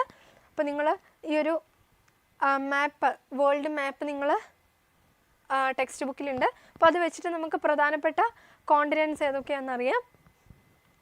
ഇന്ത്യ ഇതിൽ ഏത് ഭാഗത്താണ്? ഇന്ത്യ ഏത് കോണ്ടിനെൻറ്റിൻ്റെ ഭാഗമാണ്? ഏഷ്യ ആണല്ലേ. അപ്പോൾ ഏഷ്യ എന്ന് പറയുന്നത് ഈ ഒരു ഓറഞ്ച് കളറിലുള്ളതാണെന്ന് നമുക്കറിയാലോ. ദെൻ പ്രധാനമായിട്ടും നമ്മളിപ്പോൾ അറിഞ്ഞിരിക്കേണ്ടത് എന്താണ്? യൂറോപ്പാണല്ലേ. യൂറോപ്പ് എന്ന് പറയുന്നത് ഇതാണ്. നമ്മൾ ഈ ഒരു ചാപ്റ്റർ എന്ന് പറയുന്നത് യൂറോപ്പിനെ ബേസ് ചെയ്തിട്ടുള്ളതാണ്. അപ്പോൾ നിങ്ങൾ ഓർത്തോളുക, യൂറോപ്പ് എന്ന് പറയുന്നത് ഈ ഒരു പിങ്ക് കളറിലുള്ള പോർഷനാണ് യൂറോപ്പ്. ഇത് ഏഷ്യയാണ്, ദെൻ യൂറോപ്പ്, ദെൻ ഈ ഒരു എല്ലായിടത്തും ഇങ്ങനെ മാറിയൊരു പ്ലേറ്റ് പോലെ ഇരിക്കുന്ന ഒരു ഭാഗമാണ് Australia, and Africa, south America, north America. Okay, അപ്പോൾ നിങ്ങൾ അതുപോലെ ആർട്ടിക് ഓഷ്യൻ ഉണ്ട്. ഈ ഒരു കോണ്ടിനെൻറ്റ്സ് നിങ്ങൾ കറക്റ്റായിട്ടൊന്ന് അറിഞ്ഞിരിക്കണം കേട്ടോ. അത് നമുക്ക് ഫ്യൂച്ചറിലാണെങ്കിലും എപ്പോഴും യൂസ്ഫുൾ ആയിരിക്കും. അപ്പോൾ നിങ്ങളൊരു വേൾഡ് മാപ്പ് വെച്ചിട്ട് ഇത്രയും കോണ്ടിനെൻറ്റ്സ് ഒന്ന് മാർക്ക് ചെയ്യാനായിട്ട് പഠിച്ചിരിക്കുക. ദെൻ നമുക്ക് ഈ ഒരു ചാപ്റ്ററിൽ നമ്മൾ യൂറോപ്പിനെ പറ്റിയാണ് പഠിക്കുന്നത് അല്ലേ. യൂറോപ്പ് എന്ന് പറയുമ്പോൾ നമുക്കൊക്കെ ഫെമിലിയർ ആണ്. നമ്മളെ പലപ്പോഴും അട്രാക്റ്റ് ചെയ്യുന്ന ഒരു കൾച്ചറാണ് യൂറോപ്യൻ കൾച്ചർ എന്ന് പറയുന്നത്. അല്ലെങ്കിൽ നിങ്ങളൊക്കെ പഠിച്ചൊക്കെ കഴിഞ്ഞിട്ട് എനിക്ക് ഏതെങ്കിലും ഒരു യൂറോപ്യൻ കൺട്രിയിലൊക്കെ പോകണമെന്നായിരിക്കാം ഒരു പക്ഷെ നമ്മളൊക്കെ ആഗ്രഹിക്കുന്നത് അല്ലേ. അപ്പോൾ എന്തുകൊണ്ടായിരിക്കും യൂറോപ്പ് എന്ന് പറയുന്നത് ഇത്രയും ഡിഫറെൻ്റ് ആയിട്ട് നിൽക്കുന്നത്, അല്ലെങ്കിൽ അവിടുത്തെ പ്രത്യേകതകൾ എന്തൊക്കെയാണ് എന്നുള്ളതാണ് നമ്മൾ ഈ ഒരു ചാപ്റ്ററിൽ ഡിസ്കസ് ചെയ്യുന്നത്. അപ്പോൾ ഫസ്റ്റ് ഓഫ് ഓൾ ഇതിൽ ഏറ്റവും ഇമ്പോർട്ടൻ്റ് ആയിട്ടുള്ള കാര്യങ്ങൾ മാത്രം കേട്ടോ ജസ്റ്റ് ഒന്ന് സമ്മറൈസ് ചെയ്ത് പറയുന്നതേ ഉള്ളൂ. അതിൻ്റെ ഒരു ജോഗ്രഫിക്കൽ ഫീച്ചേഴ്സ് ഉണ്ട്. ഒരു ടോപ്പോഗ്രഫിയുടെ ബേസിൽ, അതിൻ്റെ ഒരു ഭൂമിശാസ്ത്രത്തിൻ്റെ ബേസിൽ നമ്മൾ ഈ ഒരു ഏരിയനെ, Europe has a diverse topography and the topography of Europe can be classified as follows: north western highlands, central uplands, north European plains and alpine mountain system. അപ്പോൾ ഒരു ടോപ്പോഗ്രഫിയുടെ ബേസിൽ നമുക്ക് മെയിനായിട്ട് 4ആയിട്ട് കാറ്റഗറൈസ് ചെയ്യാനായിട്ട് പറ്റും. നോർത്ത് വെസ്റ്റേൺ ഹൈലാൻഡ്സ് ഉണ്ട്, central uplands ഉണ്ട്, north European plains ഉണ്ട്, alpine mountain system ഉണ്ട്. നോക്കിയേ, ഇതാണ് നോർത്ത് വെസ്റ്റേൺ ഹൈലാൻഡ്സ് എന്ന് പറയുന്നത്. The high hills found in the north western regions of Europe. യൂറോപ്പിലെ ഹൈ ഹിൽസ് ഏരിയാസിന് പറയുന്നതാണ് ഈ ഒരു നോർത്ത് വെസ്റ്റേൺ ഹൈലാൻഡ്സ് എന്ന് പറയുന്നത്.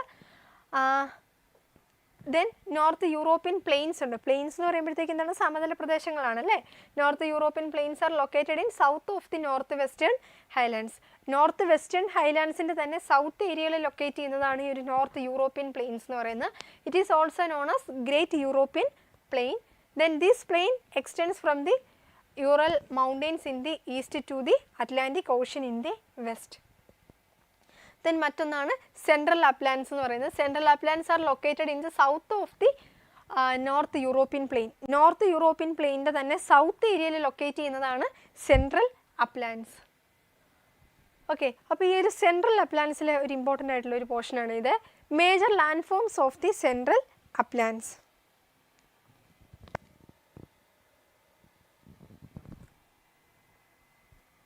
Okay, major land forms of the central uplands, അതായത് ലാൻഡ് ഫോംസും ഉണ്ട്, പ്രധാനപ്പെട്ട കൺട്രിയും ഉണ്ട്.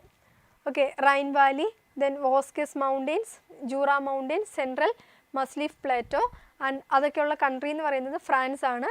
ദെൻ ആർഡൻസ് മൗണ്ടെയിൻസ് ബെൽജിയം ആണ്. അതുപോലെ Black Forest mountains and Harz mountains ജർമ്മനിയാണ്. ദെൻ മാസ്റ്റർ പ്ലാറ്റോ എന്ന് പറയുന്നത് സ്പെയിൻ ആൻഡ് ബോമെൻ പ്ലാറ്റോ എന്ന് പറയുന്നത് ചെക്ക് റിപ്പബ്ലിക്. ഓക്കെ, ഇനി നമുക്ക് ജസ്റ്റ് ഞാനിപ്പോൾ ഇതിവിടെ വെച്ച് സ്റ്റോപ്പ് ചെയ്തിട്ട് നമുക്ക് ഒന്നുകൂടി ഒന്ന് ഇന്ന് പഠിച്ച കാര്യങ്ങളൊന്നുകൂടെ റിവൈസ് ചെയ്യാം കേട്ടോ.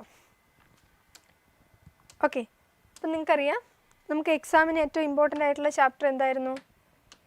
നമ്മൾ ആദ്യം തുടങ്ങി വെച്ച, ഇന്നിപ്പോൾ നമ്മൾ ആദ്യം പഠിച്ചത് ഏതായിരുന്നു? നാഷണൽ മൂവ്മെൻറ്റ്സ് ആണല്ലേ. National movements and Kerala.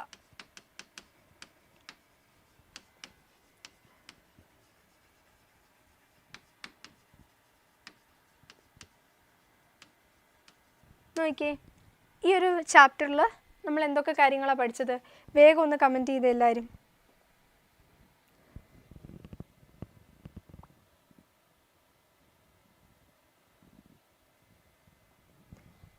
വേഗം കമൻറ്റ് ചെയ്യുന്ന നമ്മൾ പഠിച്ചിട്ടുള്ള പ്രധാനപ്പെട്ട പോർഷൻസ് എന്തൊക്കെയായിരുന്നു എന്നുള്ളത്. അതിൽ ഏറ്റവും ഇമ്പോർട്ടൻ്റ് ആയിട്ടുള്ള ചാപ്റ്ററാണ് നാഷണൽ മൂവ്മെൻറ്റ് ആൻഡ് കേരള. അതിലെ പ്രധാനപ്പെട്ട പോർഷൻസ് എന്തൊക്കെയാണെന്നുള്ളത് ഒന്ന് കമൻറ്റ് ചെയ്യാവോ? ആ ഒരു ലാസ്റ്റ് ചാപ്റ്റർ ഇപ്പം ഞാൻ എടുക്കുന്നില്ല കേട്ടോ, അത് നമ്മളിപ്പം എടുത്തു കഴിഞ്ഞാൽ അത് തീരെയല്ല. അതുകൊണ്ട് ആ ഒരു മാപ്പ് നിങ്ങൾ ജസ്റ്റ് 7 കോണ്ടിനെൻസും മാർക്ക് ചെയ്യാനായിട്ട് പഠിച്ചു വെക്കുക. ദെൻ മറ്റുള്ള പോർഷൻസ് എന്ന് പറയുന്നത് ഇമ്പോർട്ടൻ്റ് ആണ്, അപ്പോൾ നിങ്ങളത് ഇരുന്ന് പഠിക്കേണ്ട പോർഷൻസ് ആണ് കേട്ടോ. അപ്പോൾ പ്രധാനപ്പെട്ട ടോപ്പോഗ്രഫിയുടെ ബേസിൽ നമ്മൾ 4ആയിട്ട് കാറ്റഗറൈസ് ചെയ്തിട്ടുണ്ട്. ആ 4 ഏരിയാസും നിങ്ങൾ പഠിച്ചു വെക്കുക. ഓക്കെ, പക്ഷേ നമ്മൾ പഠിച്ചിട്ടുള്ള ഈ ഒരു 2 ചാപ്റ്റേഴ്സ് ജസ്റ്റ് റിവൈസ് ചെയ്തില്ലെങ്കിൽ നമ്മുടെ കയ്യിൽ നിന്ന് പോകത്തില്ലേ? അതുകൊണ്ട് ഇപ്പോൾ നമുക്ക് ഈ ഒരു 2 ചാപ്റ്റർ ഒന്നുകൂടി ഒന്ന് റിവൈസ് ചെയ്തിട്ട് ഇന്നത്തെ ക്ലാസ് അവസാനിപ്പിക്കാം. ഓക്കെ, അപ്പോൾ നിങ്ങൾ വേഗം റിപ്ലൈ ചെയ്തേ. നമ്മൾ ഇന്ന് എന്തൊക്കെയാണ് പഠിച്ചതാണ്? ഫസ്റ്റ് നാഷണൽ മൂവ്മെൻറ്റ്സിൽ നമ്മൾ ഡിസ്കസ് ചെയ്തിട്ടുള്ള കാര്യങ്ങൾ എന്തൊക്കെയായിരുന്നു?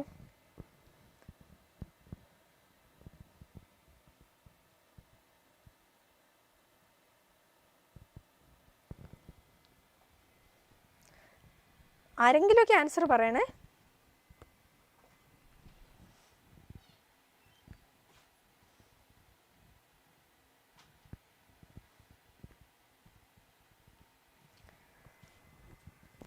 നാഷണൽ മൂവ്മെൻറ്റ്സിൽ നമ്മൾ പറഞ്ഞത് ഇന്ത്യയിൽ ബ്രിട്ടീഷുകാരുടെ ഭരണത്തിനെതിരായിട്ട് ഒരുപാട് മൂവ്മെൻറ്റ്സ് ഉയർന്നു വന്നിട്ടുണ്ട്. അതിൽ തന്നെ കേരളം എങ്ങനെയാണ് ഈ ഒരു ഫൈറ്റിനെ ഈ ഒരു പോരാട്ടത്തിൽ കേരളം എങ്ങനെ നിലനിന്നു എന്നുള്ളതാണ് നമ്മൾ ആദ്യമേ പഠിച്ചത് അല്ലേ? അതിൽ തന്നെ ഏറ്റവും പ്രധാനപ്പെട്ട പോരാളിയെ നമ്മൾ പഠിച്ചു. നമ്മൾ ഫസ്റ്റ് പഠിച്ച ഫൈറ്റർ ആരായിരുന്നു? ആരെ പറ്റിയാണ് നിങ്ങൾ ഫസ്റ്റ് ഡിസ്കസ് ചെയ്തത്?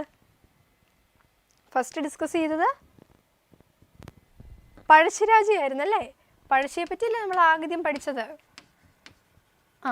ദെൻ ഈ ഒരു ടോപ്പിക്കിൽ നിന്നുള്ളൊരു ക്വസ്റ്റ്യനായിട്ട് നമ്മൾ പഠിച്ചു പഴശ്ശി ബ്രിട്ടീഷുകാർക്കെതിരായിട്ടുള്ള പോരാട്ടത്തിന് അഡോപ്റ്റ് ചെയ്തിട്ടുള്ള മെഷേഴ്സ് എന്തൊക്കെയാണെന്നുള്ളത് നമ്മൾ പഠിച്ചു.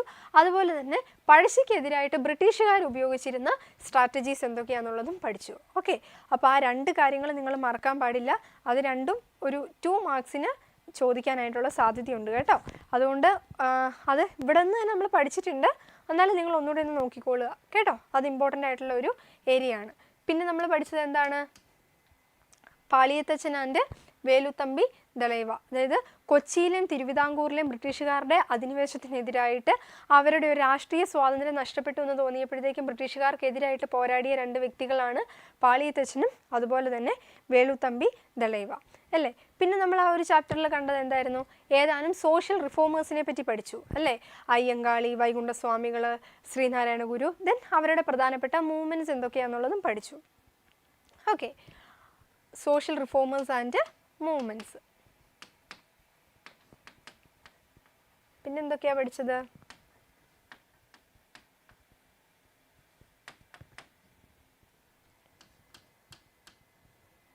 ഇവിടെ മെയിനായിട്ടുണ്ടായിരുന്ന സ്ട്രഗിൾസ് എന്തൊക്കെയാന്ന്? ഫോർ സിവിൽ റൈറ്റ്സ് അല്ലേ? ആഭ്യന്തര അവകാശങ്ങൾക്ക് വേണ്ടിയിട്ട് നിലനിന്നിട്ടുള്ള സ്ട്രഗിൾസ് അതെന്തൊക്കെയായിരുന്നു? വൈക്കം സത്യാഗ്രഹ, പാളയം സത്യാഗ്രഹ, അങ്ങനെ പ്രധാനപ്പെട്ട കാര്യങ്ങളൊക്കെ നമ്മൾ അവിടെ ഡിസ്കസ് ചെയ്തിട്ടുണ്ടായിരുന്നു അല്ലേ? ദെൻ അതുപോലെ നിങ്ങൾ ഓർത്തിരിക്കേണ്ടതുണ്ട്, ഈ ഒരു കാലഘട്ടത്തിൽ ഈ ഒരു പഴശ്ശിയുടെ യുദ്ധം നടന്ന സമയത്ത് തന്നെ വയനാട് ഉയർന്നു വന്നിട്ടുള്ള 2 ട്രൈബൽ കമ്മ്യൂണിറ്റീസ് ഉണ്ടായിരുന്നു. അത് ഏതൊക്കെയായിരുന്നു? കുറിച്യർ അതുപോലെ തന്നെ കുറുമ്പ്ര അല്ലേ? ഇങ്ങനെ 2 കാറ്റഗറി ഉണ്ടായിരുന്നു. അവരെങ്ങനെയാണ് ബ്രിട്ടീഷുകാർക്കെതിരെ പോരാടി എന്നുള്ളത് നമ്മൾ കണ്ടിരുന്നു. അതുപോലെ തന്നെ മലബാർ റിബല്യൺ അല്ലെങ്കിൽ മലബാർ കലാപം അല്ലേ? മലബാർ കലാപം എന്ന് പറയുന്നത് മലബാറിൽ പ്രധാനപ്പെട്ട കർഷകരെല്ലാവരും കൂടെ ഒരുമിച്ച് ഈ ഒരു ബ്രിട്ടീഷുകാർക്കെതിരെ ഫൈറ്റ് ചെയ്തതാണ് മലബാർ റിബല്യൺ എന്ന് പറയുന്നത്. ഓക്കെ, അപ്പോൾ ഇതൊക്കെയായിരുന്നു ആ ഒരു ചാപ്റ്ററിൽ നമ്മൾ ഡിസ്കസ് ചെയ്തിട്ടുള്ള മെയിൻ ടോപ്പിക്സ്. അപ്പോൾ നമുക്കറിയാം ഒരു നാഷണൽ മൂവ്മെൻറ്റ്സ് ആൻഡ് കേരള എന്ന് പറയുന്നത് വളരെ ലെങ്തി ആയിട്ടുള്ള ഒരു ചാപ്റ്ററാണ്. പക്ഷേ വളരെ സിമ്പിളാണ്. കുറച്ചേറെ കാര്യങ്ങൾ നിങ്ങൾക്ക് പഠിക്കാനുണ്ടെന്ന് മാത്രമേ ഉള്ളൂ അല്ലേ? അപ്പോൾ ഓൾമോസ്റ്റ് എക്സാം ഓറിയൻറ്റഡ് ആയിട്ടുള്ള ഇമ്പോർട്ടൻ്റ് ആയിട്ടുള്ള ക്വസ്റ്റ്യൻസ് ഒക്കെ നമ്മൾ ആ ചാപ്റ്ററിൽ നിന്ന് ഡിസ്കസ് ചെയ്ത് കഴിഞ്ഞു. അതിനുശേഷം നമ്മൾ അടുത്ത ചാപ്റ്ററിൽ പഠിച്ചത് എന്താണ്? അടുത്തത് ഡെമോക്രസി ആയിരുന്നു അല്ലേ? ഡെമോക്രസി നമുക്കറിയാം, നമ്മൾ ജീവിക്കുന്നത് തന്നെ ഒരു ഡെമോക്രാറ്റിക് ഫോം ഓഫ് ഗവൺമെൻറ്റിലാണ്, അല്ലെങ്കിൽ ഒരു ജനാധിപത്യ രാജ്യത്താണ് നമ്മൾ ജീവിക്കുന്നത്. ഓക്കെ, അപ്പോൾ ആ ഒരു ഡെമോക്രസിയുടെ ഫീച്ചേഴ്സ് എന്തൊക്കെയാണ്, അല്ലെങ്കിൽ ഡെമോക്രസി ബേസ് ചെയ്തിരിക്കുന്ന മെയിനായിട്ട് 4 വാല്യൂസിലാണെന്നുള്ളത് നമ്മൾ പറഞ്ഞു കഴിഞ്ഞു. എന്തൊക്കെയായിരുന്നു? First of all equality, then liberty, justice and rights. Okay, അപ്പോൾ അത് ബേസ് ചെയ്തിട്ടുള്ള കാര്യങ്ങളൊക്കെയാണ് നമ്മൾ അടുത്ത ചാപ്റ്ററിൽ ഡിസ്കസ് ചെയ്തത്. ഓക്കെ, അപ്പോൾ ഇവിടെ നമ്മൾ ഇത്രയും സ്പീഡിൽ പോകാൻ കാരണം എന്താണ്? ഇതൊരു മാരത്തോൺ വീഡിയോ ആണല്ലേ. നമ്മൾ ഇതിൻ്റെ സ്പെസിഫിക് ആയിട്ടുള്ള ക്ലാസ്സുകളൊക്കെ നിങ്ങൾക്ക് ഓൾറെഡി കിട്ടിയിട്ടുണ്ട്, അല്ലെങ്കിൽ നിങ്ങൾ പഠിച്ചിട്ടുണ്ട്. അപ്പോൾ നമ്മൾ എക്സാം ഓറിയൻറ്റഡ് ആയിട്ടുള്ളത് കൊണ്ട് മാത്രമായിട്ടോ ഇത്രയും സ്പീഡിൽ പോയത്. ഇപ്പോൾ മെയിൻ ആയിട്ടുള്ള കാര്യങ്ങൾ മാത്രമേ നമ്മൾ ഡിസ്കസ് ചെയ്തിട്ടുള്ളൂ. ഒരു ചാപ്റ്റർ ഫുള്ളായിട്ടൊന്നും നമുക്ക് ഡിസ്കസ് ചെയ്യാൻ പറ്റിയിട്ടില്ല. ഏറ്റവും ഇമ്പോർട്ടൻ്റ് ആയിട്ടുള്ള ടോപ്പിക്സ് വെച്ചിട്ടാണ് നമ്മുടെ ഈ ഒരു ക്ലാസ് ഇന്ന് പോയേക്കുന്നത് കേട്ടോ. ഓക്കെ, അപ്പോൾ നമ്മുടെ നിങ്ങൾ മടുത്തിട്ടുണ്ടാവും, നമുക്ക് ക്ലാസ് വൈൻഡപ്പ് ചെയ്യാനായിട്ടുള്ള സമയമായി. അപ്പോൾ നിങ്ങൾ ഈ രീതിയിൽ നമ്മുടെ സോഷ്യൽ സ്റ്റഡീസ് പഠിക്കുക. എല്ലാവരും നല്ല രീതിയിൽ ഈ പ്രാവശ്യം ക്രിസ്മസ് എക്സാമിന് മാർക്ക് സ്കോർ ചെയ്യുക കേട്ടോ. അപ്പോൾ എല്ലാവർക്കും, നമ്മുടെ ക്ലാസ് കൂടിയ എല്ലാ കുട്ടികൾക്കും സോഷ്യൽ സ്റ്റഡീസിന് എന്തായിരിക്കണം? A+ ആയിരിക്കണം. ഉറപ്പല്ലേ? അങ്ങനെയാണെങ്കിൽ ഒന്ന് തംസപ്പ് ഇട്ടേ. ആ ഒരു വാക്ക് എനിക്ക് തരികയാണെങ്കിൽ ഞാനിപ്പോൾ ക്ലാസ് വൈൻഡപ്പ് ചെയ്യാവേ. ഒരു തംസപ്പ് ഇട്ടാൽ നമുക്ക് വേഗം ക്ലാസ് ക്ലോസ് ചെയ്യാം.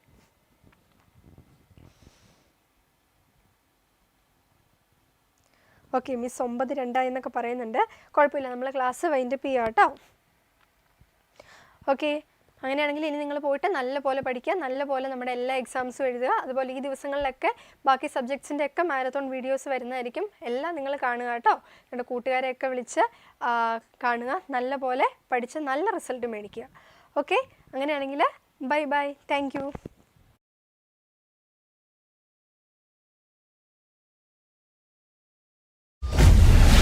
Brilliant Study Center, India's #1 coaching center